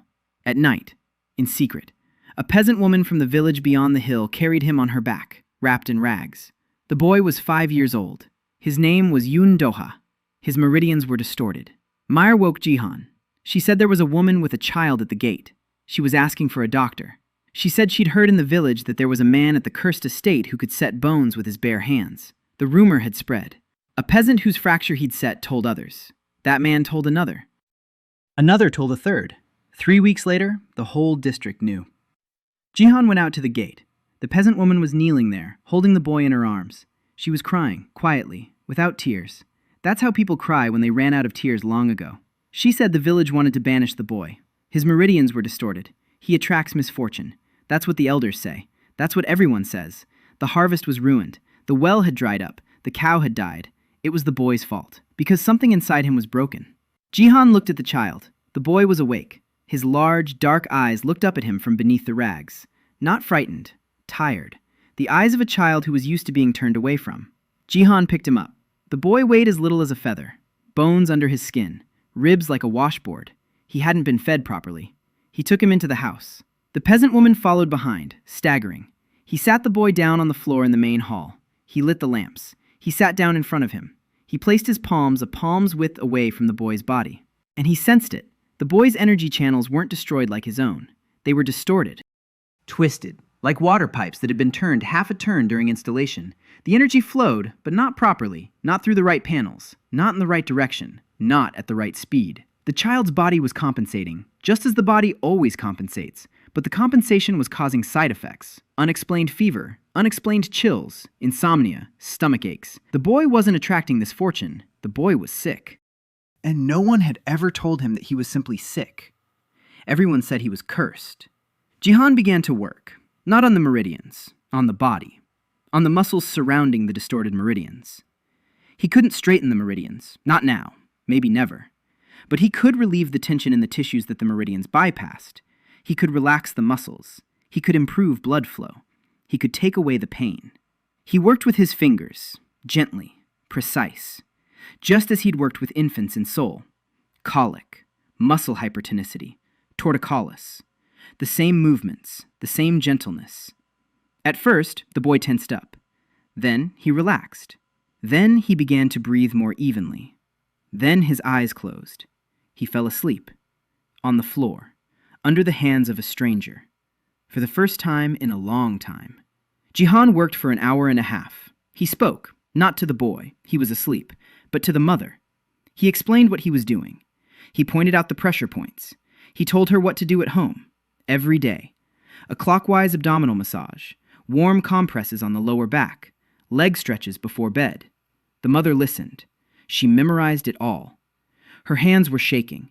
Her eyes never left his fingers. An hour and a half later, the boy woke up. He sat up. He looked around. Then he did something his mother hadn't expected. He smiled. He just smiled. Like a 5-year-old boy who'd had a good night's sleep and wasn't in pain. His mother covered her mouth with her hand. She wasn't crying. She wasn't breathing. She was looking at her son's smile and couldn't breathe. Jihan didn't notice that there were others in the room. He was focused on the child. But when he looked up, he saw them. Sohee was standing by the wall on the left. Her hands were pressed against her chest. Her face was motionless, but her eyes were wet. Ira was standing by the wall on the right. She was looking at the boy. Not at Jihan, at the boy. And her face was different. Not empty, not closed off. Open. She was looking at the child and seeing something. Something she hadn't seen before. Then she spoke aloud, addressing no one in particular, quietly. I stopped seeing his death. Just now. He'll live to a ripe old age now. The room fell silent, completely silent. The boy's mother slowly turned toward Ira. She didn't know who she was. She didn't know what visions were, but she understood, from her voice, from her face, from the silence. She realized that this woman had just said her son would live. She fell to her knees, not before Jihan, before Ira. Ira stepped back, frightened. She wasn't used to people approaching her. Jihan stood up. He walked over to the mother. He helped her up, gently. He said there was no need to thank him, that the boy wasn't cured, that the work would take a long time, months, maybe years, but the pain would go away, and he wasn't cursed. He was just different. And different didn't mean broken. Nayeon was standing in the doorway. He hadn't seen her come in. She stood there, watching, not at the boy, at Jihan, at his hands, at the way he held the child, at the way he spoke to the mother. Her face was strange, gentle, open. The Nayeon he knew during the day had always been prickly, loud, aggressive. Now her face was the way it used to be, only in her dragon form, when she pressed herself against him from the side and closed her eyes. Meyer led the mother and child to the guest room. She settled them in for the night. In the morning, they'd leave, but they'd return in a week, and in 2 weeks, and then others would come, other mothers, other children, other hopeless cases. He knew it. He could feel it. Just as he'd felt in Seoul when his small clinic began receiving patients whom everyone else had turned away. First 1, then 2, then a line of them. It would be the same here. That evening, Sohee came to him, for the 2nd time, alone. She stood in the doorway. She said one thing. She said that when he was working with the boy, she could feel his hands, not physically, across the room, through the wall of cold she carried around herself. She felt the warmth of his palms, and she wanted those hands to touch her too. Not like a doctor touching a patient, like one human being touching another. He remained silent. She stood there. Then she turned and left. The door closed. He sat there, staring at his hands, at his deformed left hand. His middle finger now bent 25 degrees further. His ring finger had begun to move more freely. His body was changing. A foreign key was working inside him, slowly, imperceptibly, but it was working. He clenched his right hand into a fist. Then he unclenched it. Hands that had set bones, massaged scales. They demonstrated breathing exercises. They held warm stones for training. Hands that knew other people's bodies better than their own. So he wanted them to touch her the way one person touches another. He wasn't ready for that. He was a doctor. He had always been a doctor. In Seoul, he lived alone. An apartment next to the clinic. In the 6th week, 3 more people arrived in Sovol. An old man with trembling hands, whom his family had sent away to die. A 12-year-old girl with meridians that generated heat and left burns on her own skin. And a former soldier without a left leg, whom all the doctors in the 3 nearest cities had turned away. Jihan accepted them all. Mireille was against it. Not because she was cruel, because she was practical. She stood in front of him in the hallway and said that the estate wasn't a hospital, that the food supplies were meant for 15 people, that every new mouth to feed was a blow to a budget that was already non-existent, that the servants would notice, that the servants had already noticed. The inspector left without filing a report. This raised questions. They sent a second one. He'll arrive in a week. Jihan listened. He nodded. She was right, on every point. Then he said that the old man would die in a month if they didn't start treating his tremors right away. That by fall, the girl would be covered in scars from her own fever. That the soldier had lost a leg, but not his will, and that was the most valuable resource there was. Maya looked at him. Then she said he was an idealist. He replied that he wasn't. He was a realist. A realist who knew that the body wouldn't wait for the budget to be approved. She sighed. Then she pulled a scroll from her sleeve. She placed it in front of him. A list. She had already calculated everything. How much food was needed, how much firewood, how much fabric for bedding, where to get it, what to sell, and which supplies could be cut back. She had prepared this list before coming to argue with him. She knew he would say yes. The argument was a formality. He looked at her. She looked away. Then she said she wasn't doing this for his sake. She was doing it because keeping the estate in order was her duty, and chaos with hungry people in the courtyard was disorder.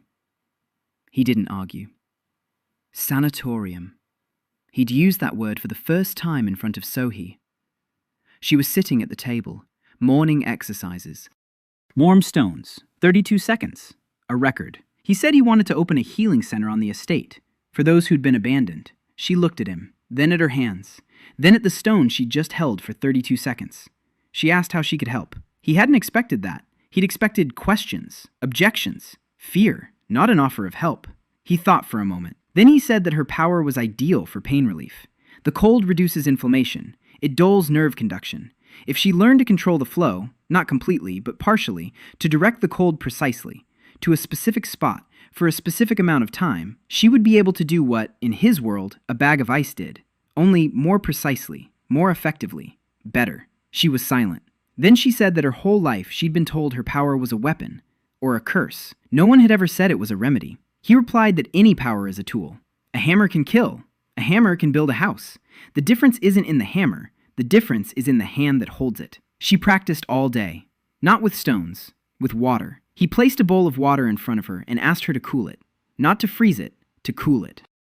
To a temperature that feels pleasant to the touch. She froze the water within the first 3 seconds. He poured more. She froze it again. And again. And again. On the 14th try, the water became cold but didn't freeze. She held it for 5 seconds. Then ice. But 5 seconds of cold water. Control. The beginning of control. Ira found her role on her own. He didn't ask her to. She came to him that evening and said she wanted to work with patients.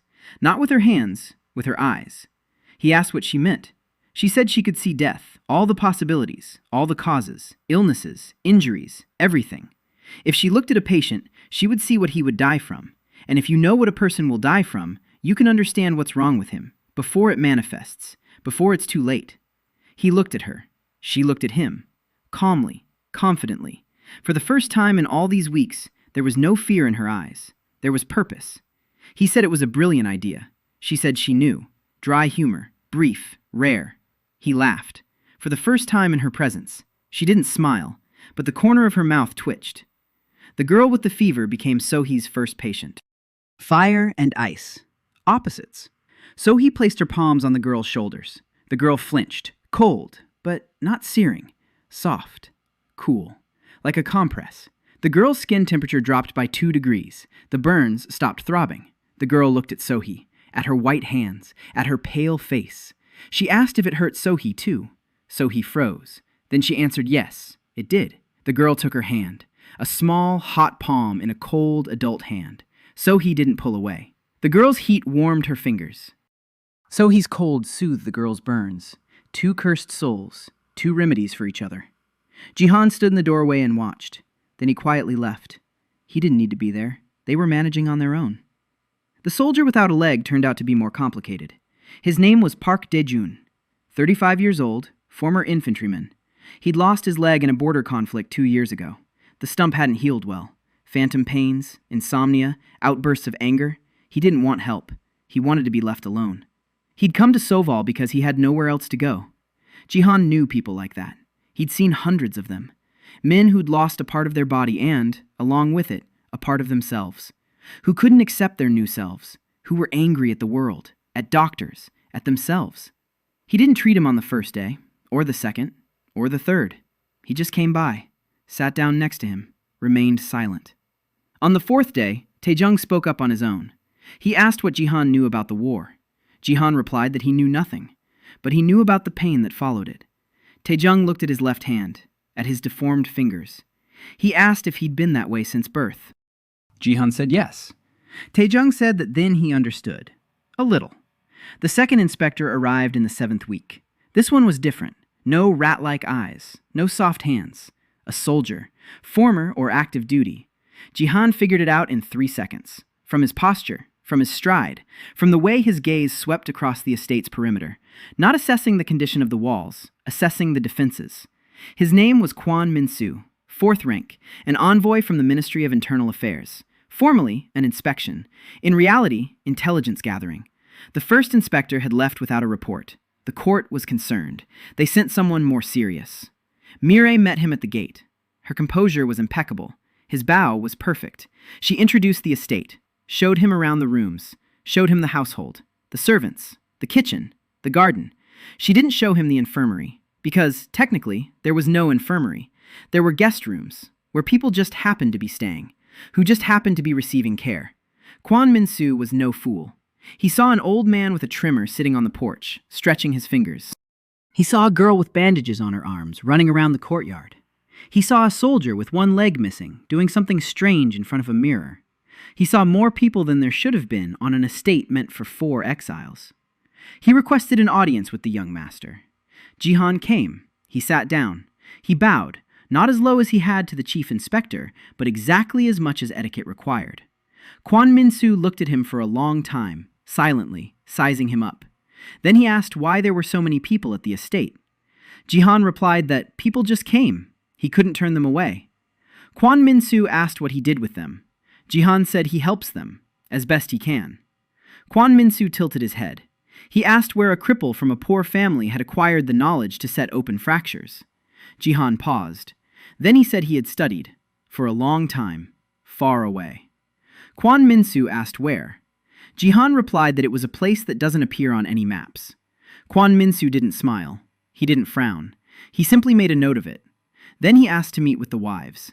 Myra led him to Sohee. Jihan followed behind. Sohee received them in her room. The room was cool, not freezing, just cool, like an autumn day. There was no frost on the walls.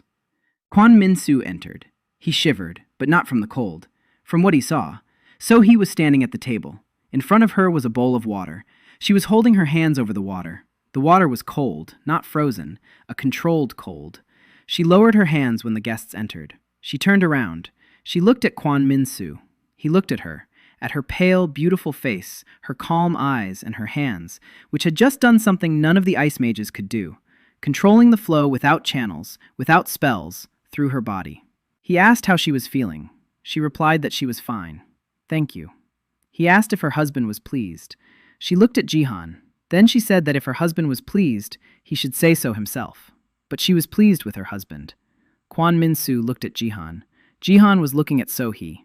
She had just called him husband for the first time, not just as a formality, with something in her voice that hadn't been there before. They went to see Ira. She was sitting in the room with her eyes closed. When Kwon Min-soo entered, she opened them. She looked at him for 2 seconds. Then she closed them again. He asked what she was doing. She replied that she was thinking. He asked what she was thinking about. She said she was considering options.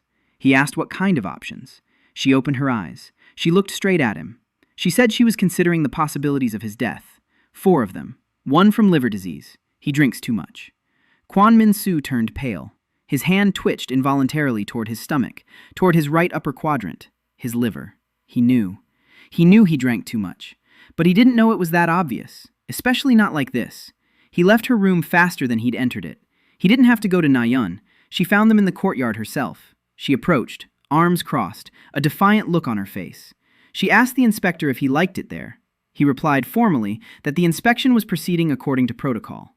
She snorted. She said that, by the book, was what happened when the older uncles came to check if any useless relatives had died. Kwon Min-soo didn't say anything, but his jaw clenched. She'd hit the nail on the head. Nayeon wasn't a diplomat, but she was honest. Brutally honest. And that honesty was her weapon. Kwon Min-soo spent 2 days at the estate. Not 3 hours like the first inspector. 2 days. He walked around. He looked. He listened.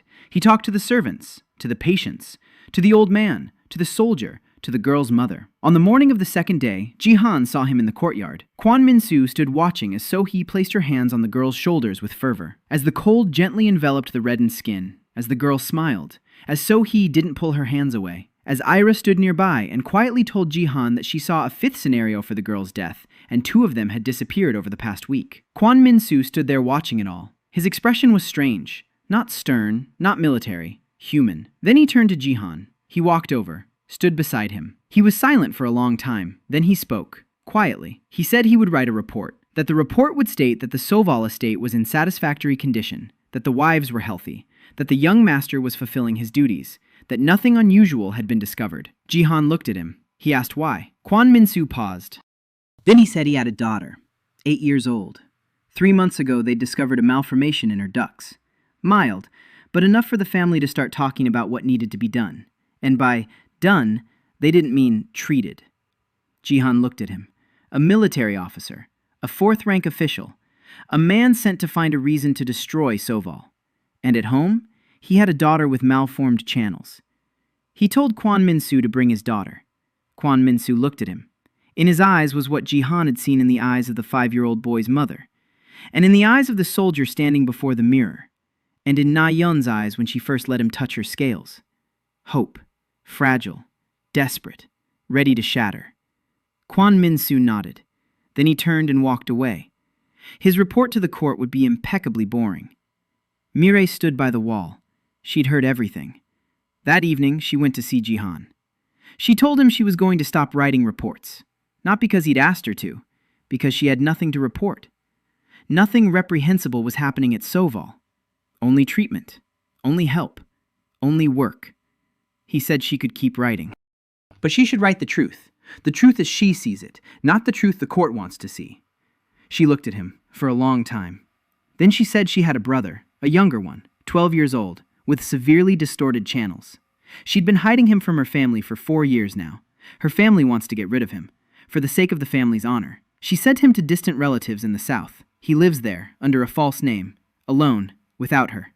She came to Soval because the court offered her the job, and the court offered it because they knew about her brother. It wasn't an assignment, it was blackmail. Write reports, or we'll find the boy. Ji-han listened. His face was calm. Inside, he was not calm. 4 years. A 12-year-old boy, alone, under a false name, because his own family wants to kill him for the sake of their reputation. He said, "Bring him here." She looked at him. Her face hadn't changed. Her eyes hadn't changed. But something inside her had broken. In the 3rd month, Mireille's brother arrived in Soval. His name was So-yeon, 12 years old, thin, pale. His eyes were large and wary, the eyes of a child who had lived for 4 years under a false name in the home of strangers. Meyer met him at the gate. She stood upright. Her back was straight, her face was stony, her hands were folded in front of her, as always. The boy got out of the cart. He looked at her. Then he ran. She didn't move.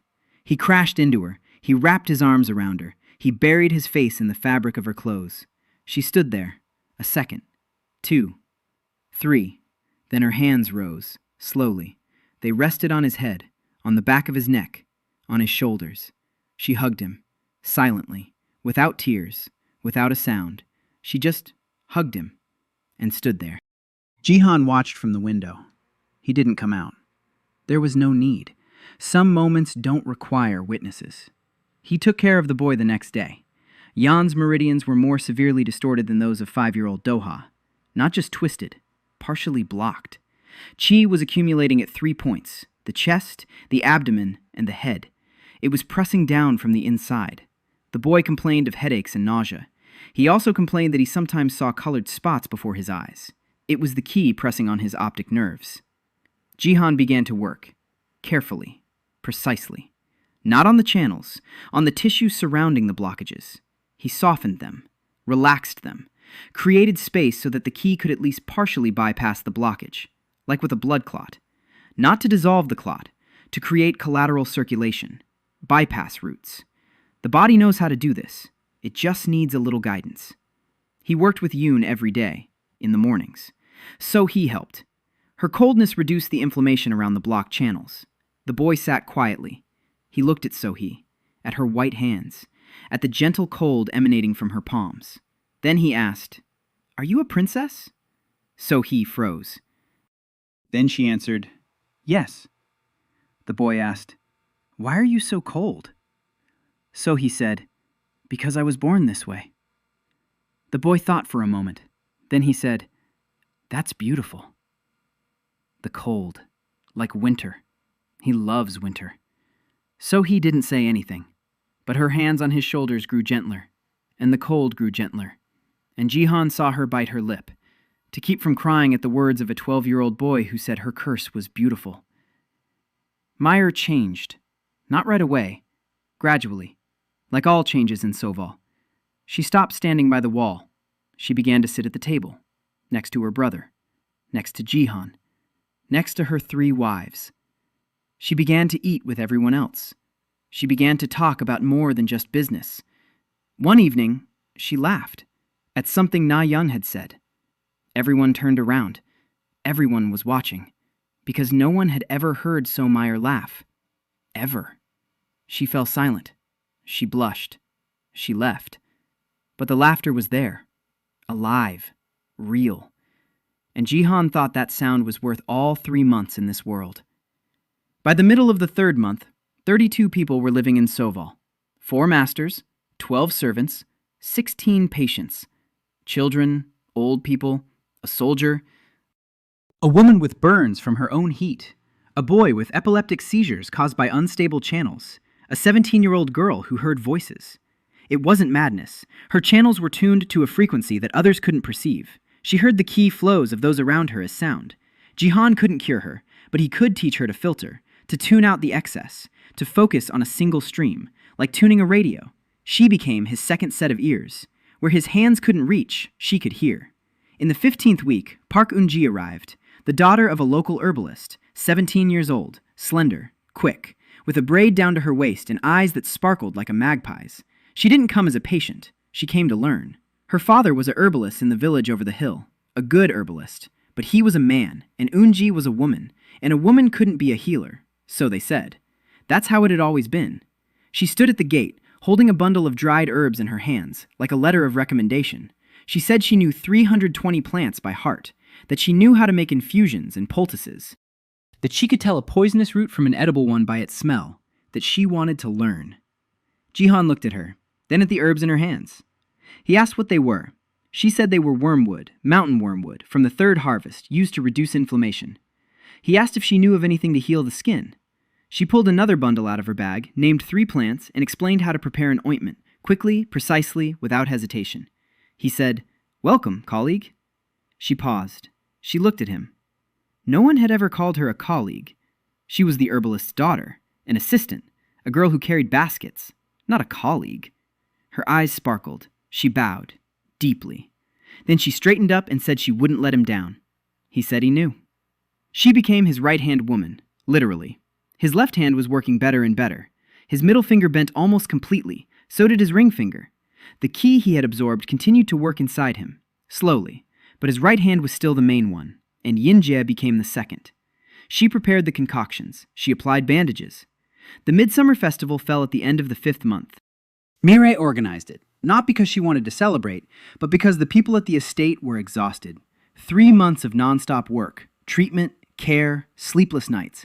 Their bodies and minds needed a break. Tables were set up in the courtyard. Lanterns were hung in the trees. The cook had been preparing for 2 days. Yinji helped. She gathered herbs for infusions. So-hee cooled the wine. Without using her hands, she simply stood next to the jugs and thought about the cold. The wine reached the perfect temperature in a minute. She smiled. Quietly, almost imperceptibly. But she smiled. The evening was warm. Everyone sat together. 32 people at long tables. Children, elderly people. Soldier Taejung, who now walked on a wooden prosthesis, rough, but functional. Yinji had carved it from wood based on Jihan's drawings. The girl with the heat who no longer burned herself. Her burns had healed. Scars remained, but there were no new ones. So-hee had learned to control the cold so well that she could hold a cup of hot tea for 45 seconds. She didn't drink it. She just held it. But for 45 seconds. A month and a half ago, it had been 6. The boy Yonu sat next to Meyer. His headaches had subsided. The colored spots before his eyes had disappeared. The collateral pathways were working. Ki was bypassing the blockages. Not perfectly, but enough. Nayeon sat next to Jihan, not across from him, next to him, shoulder to shoulder. She no longer went into the forest. Every night she came to his door in dragon form. He opened the door. She came in. She lay down next to his mattress. He rubbed oil into her scales. She fell asleep. At dawn, she transformed back. Quietly, gently, painlessly. Every time. The fear was gone, and the pain went with it. During the day, she was different. Prickly, loud, but no longer angry. The prickles had become a habit, armor that was no longer necessary but hadn't yet been taken off. Ira sat across the table from Jihan. She watched the people, everyone. Her eyes moved from face to face. She saw. She had always seen. But now she saw something else. Not just death. She saw options disappearing, one by one, every day. The boy Doha had 2 options left out of 12. The old man had 3 out of 9. The soldier had 4 out of 8. People in Soval lived longer. Not because Jihan healed their bodies, because someone cared for them, and that changed the future. She told Jihan this quietly, the day before. She said she'd finally understood how her gift worked. She doesn't see fate. She sees a lack of care. Every possibility of death is a path where no one helped, didn't notice, didn't stop it. When someone notices, the possibility disappears. The door closes. He listened and thought that in 5 months, this woman had gone from someone who hated her gift to someone who understood its essence better than anyone else in this world. The celebration was going well. Too well. Wine, food, laughter, lanterns, a warm evening. People who had been strangers just 3 months ago were now joking and eating together. Taejun was telling war stories. Eunji was arguing with the chef about the right way to salt cabbage. Yeonwoo was playing with Doha on the porch. So-hee sat and watched them. The children, the laughter, at the warmth. And for the first time in 5 months, Jihan saw not a hint of a smile, but an actual smile on her face. A real one. An open one. She was beautiful when she smiled. He thought that and immediately pulled himself together, because he was holding a glass of wine in his hand, and he was about to raise it to his lips. And Ira screamed, briefly, abruptly, as if struck. She was looking at him. Her eyes were black, her pupils dilated, her mouth was open. She saw it. She saw his death. Option number 2, poison, in 30 seconds, right now. She shouted, "No, don't stop, don't drink." Jihan froze, the cup at his lips. He looked at the wine, at the dark surface, at the glint of the lanterns in the wine. He set the cup down, slowly, carefully, placed it on the table. Everyone was watching. Silence. Yinji approached the cup. She leaned over. She sniffed it. Then she turned pale. She said it was aconite, wrestler, a deadly poison, colorless, tasteless, with a faithful scent that can only be detected if you know what to look for. She knew. The herbalist's daughter. 320 plants by heart. Someone had poisoned the wine. Not all of it, just one bowl. His bowl. Mira acted instantly. She ordered the servants to remove all the bowls from the tables, to check the food, to check the kitchen, to check the storerooms. 2 hours of searching. The result? One of the servants. A young one. The very same one who had been trembling as he carried the brazier to So-hee's room on the first night. They found him by the wall. He had been trying to climb over it. Taejun caught him with one hand, his wooden prosthetic. News of Lee Ji-han's death reached the capital within a week. The court breathed a sigh of relief. Prince Kyung-ho received the report and nodded. One problem solved. 3 princesses without a husband, without a protector, without a physician. Soon they too would fade away. Naturally. But in Soval, life went on, behind closed gates. Under a ban on leaving the estate, Mir had organized an information blockade. Not a single person from Sewol ventured out into the village. Kwon Min-soo brought in supplies, secretly, in his wagon, once every 2 weeks. His daughter had been living on the estate for a month now.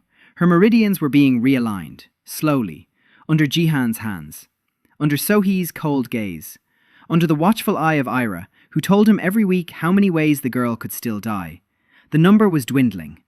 Kwon Min-soo would arrive and go straight to his daughter. He would pick her up, stand there in silence. Then he would set her down and go to Jihan. He would report on what was happening in the capital. The court believes that Jihan is dead. Prince Kyung-ho plans to take the princesses away from Sewol, to scatter them across different estates, to isolate them once and for all. So-hee's mother, the northern concubine, commander of the northern army. She sent a messenger. The messenger did not find Jihan. He found Mir. Mir said that the young master was ill and could not receive visitors. The messenger left. But he will return. Ira's mother, the high priestess. She is silent. That's worse. When the priestess is silent, it means she is taking action, just not with words. Nayeon's mother, the sister of the emperor of a neighboring country. She didn't send a messenger, she sent a delegation. 5 people, 3 warriors, 2 diplomats. Formally, a check on their daughter's health. In reality, an ultimatum. Return Nayeon to us, or we'll take her ourselves. Mire stopped them at the principality's border. Kwon Min-soo helped. His 4th-rank authority was enough to detain the delegation for 3 days. 3 days. Then they'll come. Jihan worked. Every day. From morning until night. He was preparing his 3 wives. Not for battle, for what would come afterward. So-hee. Her control over the cold had grown more in 5 months than in her entire previous life. She held a cup of tea for 3 minutes. She drank from it. Hot tea. It didn't freeze. She could direct the cold precisely. Into her palm. Into a finger. Into a spot the size of a coin. She could cool an inflamed joint without freezing the skin around it. She could create an icy barrier the size of a doorway and maintain it for 10 minutes. She wasn't a weapon. She was a tool. Precise. Controlled. By her. Ira. She'd learned to enter visions at will. Not to wait for emotions to trigger the gift. To trigger it herself. To look at a person. To see possibilities. To choose which one to analyze. To shut out the rest. Grounding worked like a switch. Feet on the floor. Breathing. Focus. She became a diagnostician the world had never known. She saw the disease before it manifested, saw the wound before it was inflicted, saw the poison before it entered the bloodstream. Nayeon. The transformation was no longer a curse. She changed without pain, every night, gently, quickly, 3 minutes instead of 15, and back again, just the same. She had learned to fly. Not high, not far, 20 meters above the ground. 5 minutes. Her wings were too small for a full-fledged flight, but sufficient for reconnaissance, for observation, to see what was happening around the estate from above. One night, she flew through the window of his room. Not through the door, through the window. She landed on the windowsill, a little white dragon in the moonlight. Her golden eyes sparkled. She held a flower in her teeth, a mountain flower, blue. She placed it on the windowsill. She looked at him. She blinked. She flew away. He picked up the flower, looked at it. Thought that in his past life no one had ever given him flowers. In the 6th month, Jahan touched So-hee for the first time. Not as a doctor, not as a massage therapist, not as part of an exercise. They were sitting on the porch in the evening. Everyone had gone to bed. He stayed behind. She came out, sat down next to him, silently. 2 weeks before the night of the 3 moons, Jung Ha-in arrived in Soval, a former captain of the Imperial Guard, 28 years old. She came on foot, without a horse or any equipment, with a sword at her belt and a pipe between her teeth. Mir met her at the gate. She asked who she was and what she wanted. Ha-in said she'd heard of a place that took in those who'd been cast aside. She was one of those who'd been cast aside. A former captain, stripped of her rank, for refusing to execute a pregnant prisoner. She was looking for work, any kind. She could stand guard. She could chop wood. She could stand at the gate and look intimidating. Mir took her to Jihan. He looked at her. 3 seconds were enough. The posture of a soldier, but her right shoulder was a centimeter lower than her left. Compensatory posture. An old injury. She held her cup with her left hand even though she was right-handed, because her right shoulder wouldn't rise above a certain angle without causing pain. She smoked a pipe, but she took shallow puffs, shallow breathing. Her ribs on the right. Maybe an old fracture, maybe a bruise that hadn't healed. Chronic pain in her shoulder and side that she had endured in silence for 5 years. He said he'd take her on, as a bodyguard. She nodded. Then he asked if her shoulder hurt. She froze. For a second. Then she said no. He said that her right trapezius muscle was atrophied compared to the left, that she didn't raise her right arm above shoulder level, that when she walked, she leaned slightly to the left to compensate, that all of this was visible to the naked eye, if you know where to look.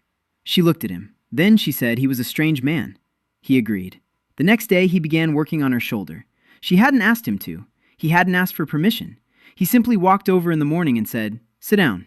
She sat down. He placed his hands on her right shoulder. He palpated it. The muscles around the shoulder joint were as hard as stone. 5 years of chronic spasm. The subscapularis, the supraspinatus, the infraspinatus, the teres minor. All 4 rotator cuff muscles were fibrotic. The joint had 60% of its normal range of motion. He began to massage her, in silence. She was silent too. He came every morning, 30 minutes. The shoulder, then the ribs.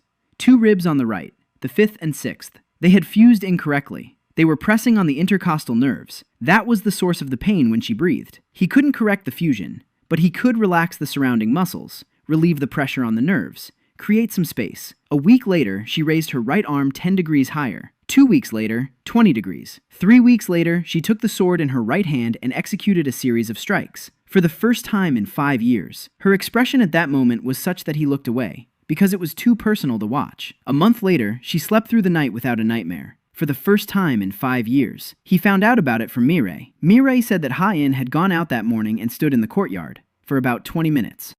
She just stood there, looking at the sky. Then she told Mir that she'd slept until dawn. Mir asked, "So what?" Ha-In said that she usually wakes up 4 times a night. Every time the same dream. A captive, pregnant, a sword to her throat, an order.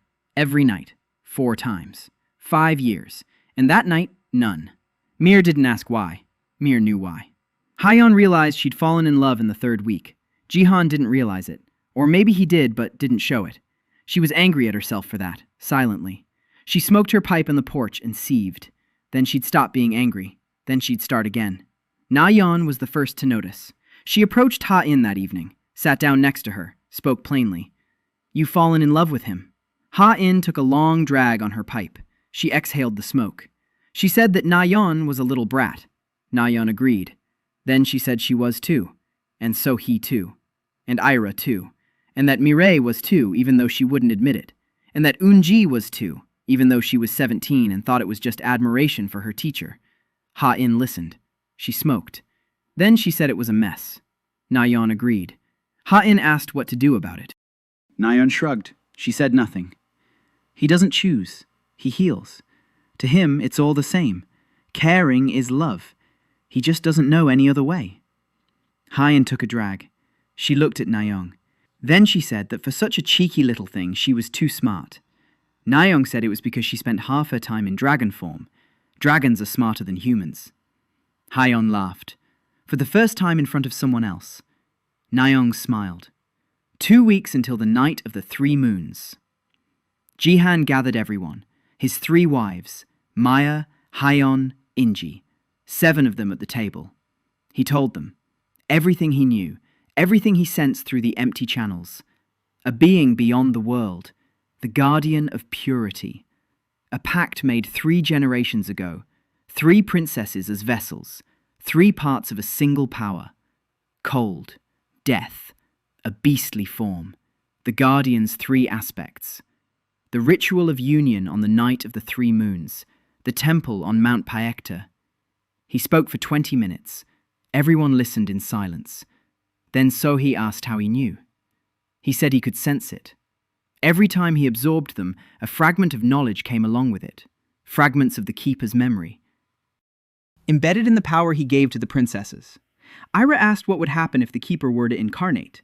Jihan said he didn't know for sure, but he knew that the three princesses would cease to exist. Their bodies would become mere shells. Their consciousnesses would vanish. They would become three faces of a single being. Silence. Nayeon stood up. She slammed her fist down on the table. The table cracked. She said she wouldn't allow it, that she wasn't a vessel, that she was a human being, that she was Han Nayeon, and she decides who she is. She is the dragon. Not a part of some other being. She is the dragon. So he stood up too, quietly. She said she agreed.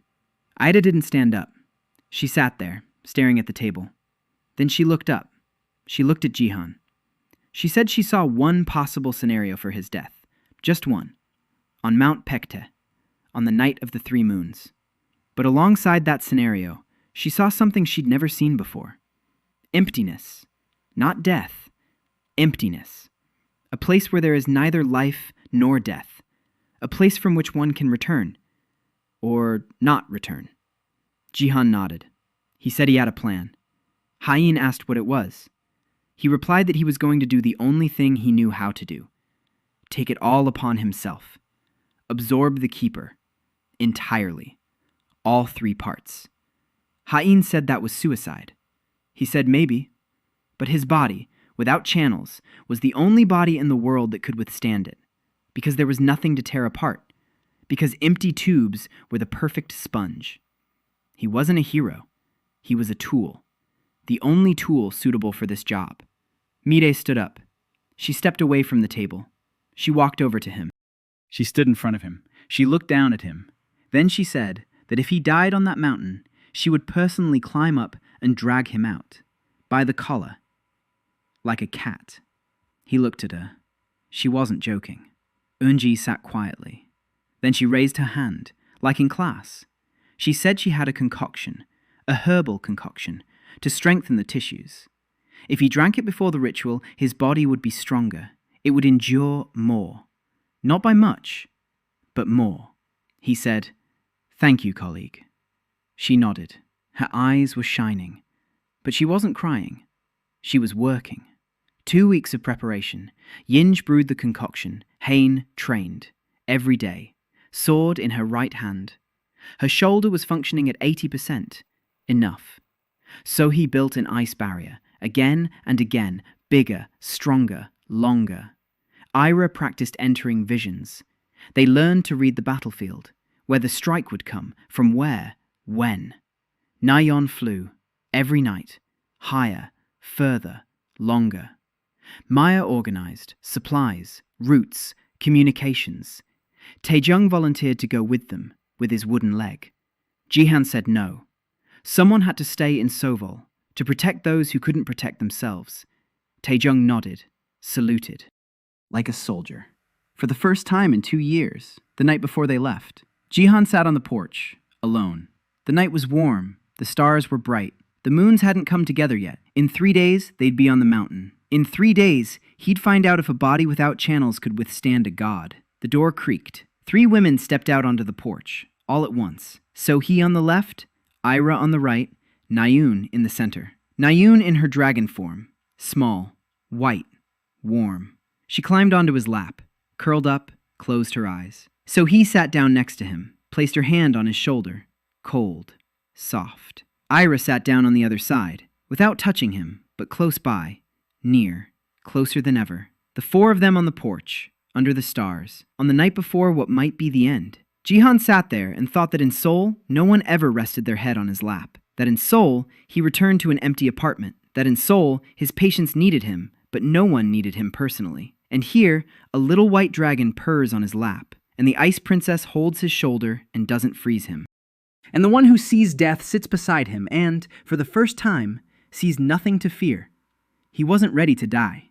He had only just begun to live. Mount Paekta loomed before them on the 3rd day of their journey. Tall, dark, covered in forest up to its midpoint. Above the forest lay only rocks and snow. A temple stood at the summit, ancient, ruined. Columns of black stone. The roof had collapsed centuries ago. Only the walls remained, the altar, and 3 stone bowls in the center, empty, waiting. They had been climbing all day. Hain led the way, a sword at her belt. Her sword moved rhythmically. Her eyes scanned every bend in the trail. Behind her was Sohee, silent, composed. Her hands were calm. The cold around her was gentle, controlled, like gloves, like a second skin. Then Jihan, then Ira. She walked with her eyes open, looking ahead, not at the trail, beyond it. She saw possibilities. She read the future like a map. Bringing up the rear was Meyer, with a bag of supplies, with spare bandages, with Yinj's potion in a gourd bottle. Yinj had stayed in Soval. She wanted to go. Jihan said no. If he didn't return, the clinic must not die. Yinj was his right hand. She would carry on. She knew enough. She nodded. She didn't cry. She clenched her fists and nodded. Nayeon wasn't walking. Nayeon was flying. A small white dragon circled above the trail, high up, a barely visible speck against the backdrop of the clouds. From above, she could see what couldn't be seen from below. Twice, she descended. She landed on Ha-in's shoulder. She pointed the way with her wing. There were people there. Ha-in nodded and led the group around them. The people on the mountain were soldiers, the Imperial Army. Prince Gyung-ho had sent troops, not to defend the temple, to wipe out anyone who came. Whoever came to the mountain on the night of the 3 moons was to die. Ira spotted the ambush an hour before they reached it. 20 soldiers were hiding behind rocks at the pass. She whispered this to Jihan. He nodded. Hayun flanked the ambush from the left. Sohee flanked it from the right. Nayeon approached from above. 3 against 20. Not a battle. Hayun didn't kill. She disarmed them. Her shoulder moved with perfect precision. Every strike was accurate. Every lunge was calculated. 5 years of pain had turned into 5 years of pent-up rage. She disarmed 6 of them in a minute. Sohee didn't fight. She froze the ground beneath the soldiers' feet. Ice. Thin. Slippery. 8 men fell at once. They couldn't get up. They couldn't stand. Nayeon dove down from above, a small white dragon, not intimidating in size. But the dragon's roar paralyzed 4 of them. They had never seen a dragon before. No one had. Dragons were a legend. The legend dove down on them from the clear sky and roared. They ran. The 2 remaining men surrendered. Hain tied them up. Meyer left them water and food. They continued on. They reached the summit at sunset. 3 moons were rising, one after another. White, blue, red. 3 circles of light in the dark sky. The temple at the summit came to life.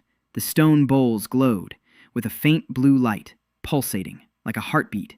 Jihan entered the temple first, alone. His 3 wives remained at the foot of the mountain, with Hain and Meyer. That's what he decided. That's what he said. They argued, all of them, for a long time. He said it was his job. He absorbs. They hold the barrier. If anything breaks through, Sohee puts up a wall. Nayeon in the air, Hayun on the ground. Ira reads the field. Meyer coordinates. Everyone in their place. The heart at the center. They protect the heart. He drank Yinja's potion. Bitter. Thick. Warmth spread through his body. His tissues tightened. He could feel it, as if his skin had grown thicker. His muscles were firmer. Good. He would need every ounce of strength. He climbed the steps. He entered. The temple was empty. Stone walls. A starry sky instead of a roof. 3 bowls in the center. The altar. He stood before the altar. He sat down. He crossed his legs. He opened his palms. He placed them on his knees, palms up. He waited. Midnight came quietly. No thunder, no lightning. Quiet. And then he appeared. The keeper of purity. Not all at once. Piece by piece. First, the cold. Not like Soha's. Absolute. A cold that made stone crack. The bowls were covered with frost. Then darkness. Not a shadow. The absence of light. Like a black hole. The air around the altar darkened. Then a sound. Low. Vibrating. A roar. Not a dragon's. Deeper.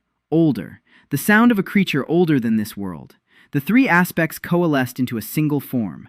A massive figure. 3 meters. 4. Ice and shadow and scales. 3 faces. 1 body. Eyes like 3 moons. White. Blue. Red. It looked down at Jihan from above, a small man without channels, sitting on the stone floor with open palms. The keeper spoke, not with words, with a vibration. Jihan heard not with his ears, with his body. The guardian said he had been waiting, that the vessels had ripened, that the time had come, that the little man must step aside and give back what he had absorbed. 3 parts of power, 3 shards, to return. Jihan sat. He looked up. at the creature of ice, shadows, and scales, at 3 faces, and he saw familiar features in each of them. Sohee's coldness, Ira's gaze, Neon's scales. 3 women, 3 lives, 3 fates that this monster considered his property. He said no. Not heroically, not defiantly, calmly, like a doctor who refuses to discharge a patient because the patient isn't ready yet. No, I won't give them up. The keeper wasn't angry. He was surprised. A small man without channels was saying no to a being older than the Empire. Then the keeper understood, and he realized that this small man wasn't just refusing, he was absorbing, right now. Jihan's palms were working, ever since he'd opened them. The empty channels were drawing in, absorbing. Drop by drop, molecule by molecule. The keeper's power, his presence, his essence. The keeper crashed down on him with all his might, all at once, like an avalanche. Jihan accepted it. The power surged into him like a tsunami hitting the shore. For the first 3 seconds, he was still breathing. By the 5th, he stopped. On the 7th, he lost his sight. On the 10th, he lost consciousness. On the 15th, blood gushed from his nose. On the 17th, his heart stopped. Down below, at the foot of the mountain, Iris screamed. She saw it. Option number 1, the only one left, Mount Pecked, the night of the 3 moons, death. So he punched the icy barrier she herself had created.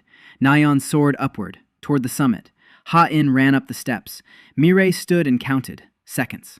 1, 2, 3. She was counting because Jihan had told her to. If he dies, count to 60. If I'm not back in 60 seconds, then come.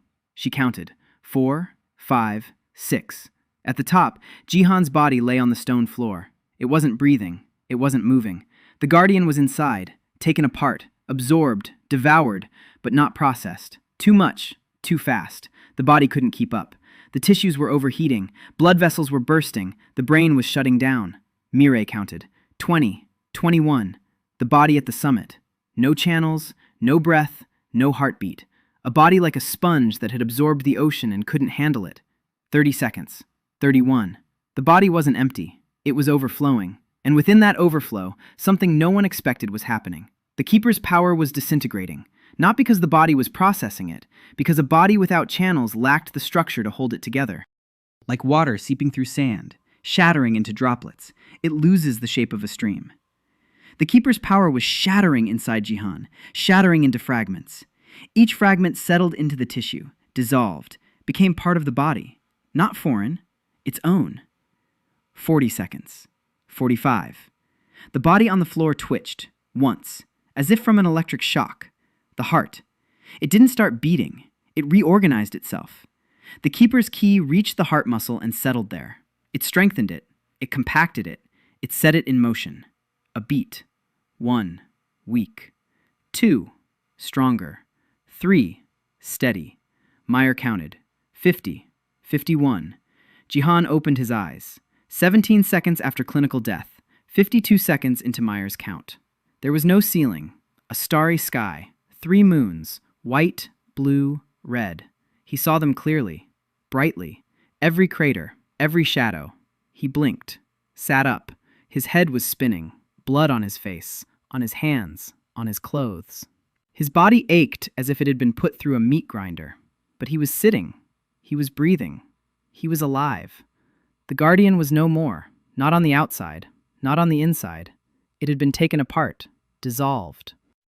Transformed into a million shards within the body's channelless tissues. Just as a malunited fracture is taken apart and put back together. That was exactly what he had done. The only thing he knew how to do. He took it apart.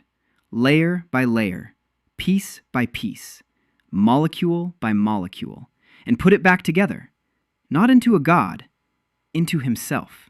The 3 stone bowls went dark. One after another. The temple fell silent. The wall stopped vibrating. The air warmed. The night became just a night again. Meyer was counting. 57, 58, 59, 60. She took a step toward the steps and saw a figure. At the top, in the temple doorway, the silhouette of a man, gaunt, staggering, with blood on his face, alive.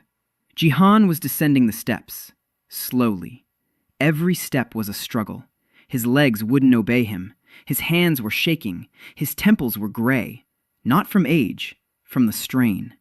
His body had paid the price, but his body was alive. 3 women ran toward him, through the snow, over the rocks. So he was first. Na Yun in human form. She transformed right there in midair. She fell. She got up. She ran barefoot through the snow. Ida was last. She wasn't running. She was walking. She looked at him and smiled, because she saw nothing. Not a single possibility, not a single death. For the first time in her life, she looked at a person and saw only life. They reached him at the same time. Nayun on the left, so he on the right. They caught him. He was heavier than he looked, or they were lighter than they thought. He stood between them, trying not to fall. The first thing he said wasn't dramatic. It wasn't epic, not heroic. He said his back hurt, a lot, and asked them to help him sit down. So he laughed, through her tears. Nayun held him tighter. Ira approached. She stood in front of him. She placed her palms on his palms, warm against cold, alive against alive. Haynes stood 3 paces away, sword in its sheath, shoulder tense, eyes wet. She wasn't crying, just wet eyes. Probably the wind. Myre stood behind her, the scroll pressed to her chest. She counted to 60, and he returned at 52, 8 seconds to spare. She'll write this down, in a report that no one will read, because she no longer writes reports for the court. She writes for herself, for history. For those who will come later and want to know how 4 broken people pieced each other back together, bit by bit. They were descending the mountain at dawn, slowly. He walked between his 3 wives and let them carry him. For the first time in a whole year, in his entire life, he let someone carry him. Prince Gyung-ho's army was waiting at the foot of the mountain, 200 soldiers. The prince at the front, on horseback, flawless, handsome, cruel. He saw them, the 4 of them, coming down the mountain, alive. He had expected them to be dead. He had expected the remains after the ritual. He had expected that all that would be left would be to come and clean up the traces. But they were walking, alive. Prince Gyung-ho raised his hand. 200 swords were drawn from their sheaths. Jihan stopped. He looked at the prince. Across 200 meters of snowfield, then he did something he had never done before.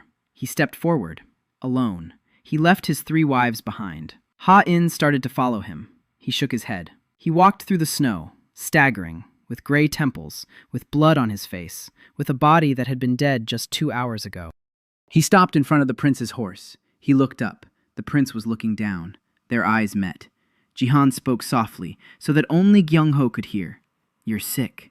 I can see it in your posture, in your breathing, in the way you hold the reins. Your fingers go numb in the mornings. Your neck doesn't turn all the way to the left. You don't sleep more than 4 hours. You're sick, but you don't want treatment, and I won't force you. Go away." Prince Gyung-ho looked at him, at the small, crippled man with gray temples who stood before 200 swords, and spoke to him about his posture. He remained silent. 10 seconds. 20. Then he lowered his hand. 200 swords returned to their sheaths. He turned his horse around and rode away. The army followed him, in silence, without a word. They rode back to Soval for 4 days, slowly. Jihan slept most of the time, during rest stops, on the move, on Hyun's shoulder, who carried him the last day because his legs had given out. She carried him in silence, with a pipe between her teeth, with a dry remark that he was heavier than he looked, and that she wasn't getting paid extra for it. They returned at dawn on the 5th day. Everyone was standing at the gates. Taejung with his wooden leg, Inji with the sack of herbs, Yeonu, Doha, the girl with her healed burns, the old man with the tremor. All 32 of them. They stood and waited. And when the 4 entered the gate alive and unharmed, the court of Soval exhaled, in a single breath. 32 people, all at once. A year later, Soval became a principality, not by imperial decree, but by acknowledgement of the fact. Too many people were coming. Too many were leaving healthy. Too many doctors were coming to study. The mothers of the 3 princesses arrived a year and a half later, each with her own entourage, an army, a cult, a delegation, each with the intention of taking her daughter back. The northern concubine saw Sohee. She saw her lay her hands on a sick child and bring down the fever. She saw her control. She saw her calm. She saw a daughter she no longer recognized. The priestess saw Ira. She saw her look at a person and say what would kill them if treatment didn't begin immediately. She saw the gift she had considered a curse transformed into an instrument of salvation. The emperor's sister saw Nayeon. She saw a small white dragon flying over the estate at dawn, free, without fear, without shame. All three stayed, not because Jihan had convinced them, because the daughters themselves explained to their mothers who they had become. Jihan stood in the courtyard of Soval and watched it all. At the estate that had been a place of exile a year ago, at the people who had been outcasts a year ago, at the three women who, a year ago, had been afraid of their own bodies, at his own hands, at his left hand. His middle finger bent completely, his ring finger too, his little finger almost. The deformity remained. The contracture hadn't fully resolved. He was still a cripple, still without channels. His body was still like a sponge, but a sponge that had absorbed God and hadn't burst. He stood and looked out at the courtyard, at Inji, who was teaching a young herbalist from a neighboring town how to bandage a wound properly, at Taejun, who was teaching the boys to stand up straight, on a wooden leg, at Hyun, who was smoking a pipe on the porch and staring at him without looking away, at Mir, who was taking notes and occasionally allowed herself to smile, at Yan, who was running around the courtyard and no longer complaining of headaches. Nayeon approached from behind. She nudged him with her shoulder. She said he'd been standing in one spot for too long and that blood would pool in his legs. He said she'd remembered his lecture. She said she'd remembered everything. So he approached from the right, silently. She held out a cup to him, hot tea. She was holding it with her bare hands. The tea hadn't gone cold. The cup was warm. He took it. Their fingers touched. Hers were cold. His were warm. She didn't pull her hand away. He didn't pull his away. Ira stood by the door. She looked at him. No visions. No options. She just looked. At a person. Alive. Whole. Her own. He took a sip of tea. Hot. Bitter. Good. He looked up at the sky. Gray. Ordinary. Without three moons. Without the guardian. Without ancient pacts and curses. An ordinary sky above an ordinary estate where extraordinary people live. He thought that in 10 years, the phrase, "the child has distorted channels," would no longer be a death sentence. That Yinj will open a school. That Ira will train other seers. That Sohee will become the best healer in the empire. That Nayeon will fly and not be ashamed. That Ha-In will sleep without nightmares. That Mire will smile more often. That Yoon would grow up and not hide anymore. He thought that the boy on the road to Seoul was alive, that he had pushed him out of the way of the truck and died, and that death had brought him here, to these people, to this place, to these hands that could now do more than he could ever have imagined. He finished his tea. He set the cup down. He turned to the three women standing nearby, watching him, his husband, the doctor, the man who had come into this world with nothing and built everything from nothing. He said he had 3 patients today. In the morning, a boy with epileptic seizures. In the afternoon, a woman from an eastern village with chronic lower back pain. In the evening, an elderly man who needed a new exercise program for his hands. And one more thing. He looked at Sohee. She needed to continue her training even with a fever, 30 minutes a day, at Ira. She needed to work on the duration of her voluntary entry into visions, at Nayeon. She needed to increase her flight time to 10 minutes. The 3 women looked at him. Then Nayeon snorted. Sohee shook her head. Ira raised an eyebrow. He looked at them. He asked, "What?" Nayeon said he was incorrigible, that he'd just returned from the mountain where he died for 2 minutes, that he had gray temples, that he hadn't been able to walk for 4 days, and the first thing he did was draw up a schedule. He thought for a moment. Then he said that a schedule was the foundation of treatment. Nayeon rolled her eyes. Sohee smiled, quietly, gently. Ira laughed, briefly, dryly. For the first time, in front of everyone. He stood in the Soval courtyard. The 3 women were beside him. One was smiling. One was laughing. One was rolling her eyes. And he thought that this was what a family was. Not perfect. Not normal. Not like in the books. Broken. Put back together. Piece by piece. Shard by shard. By hands that know how to do it. One finger at a time.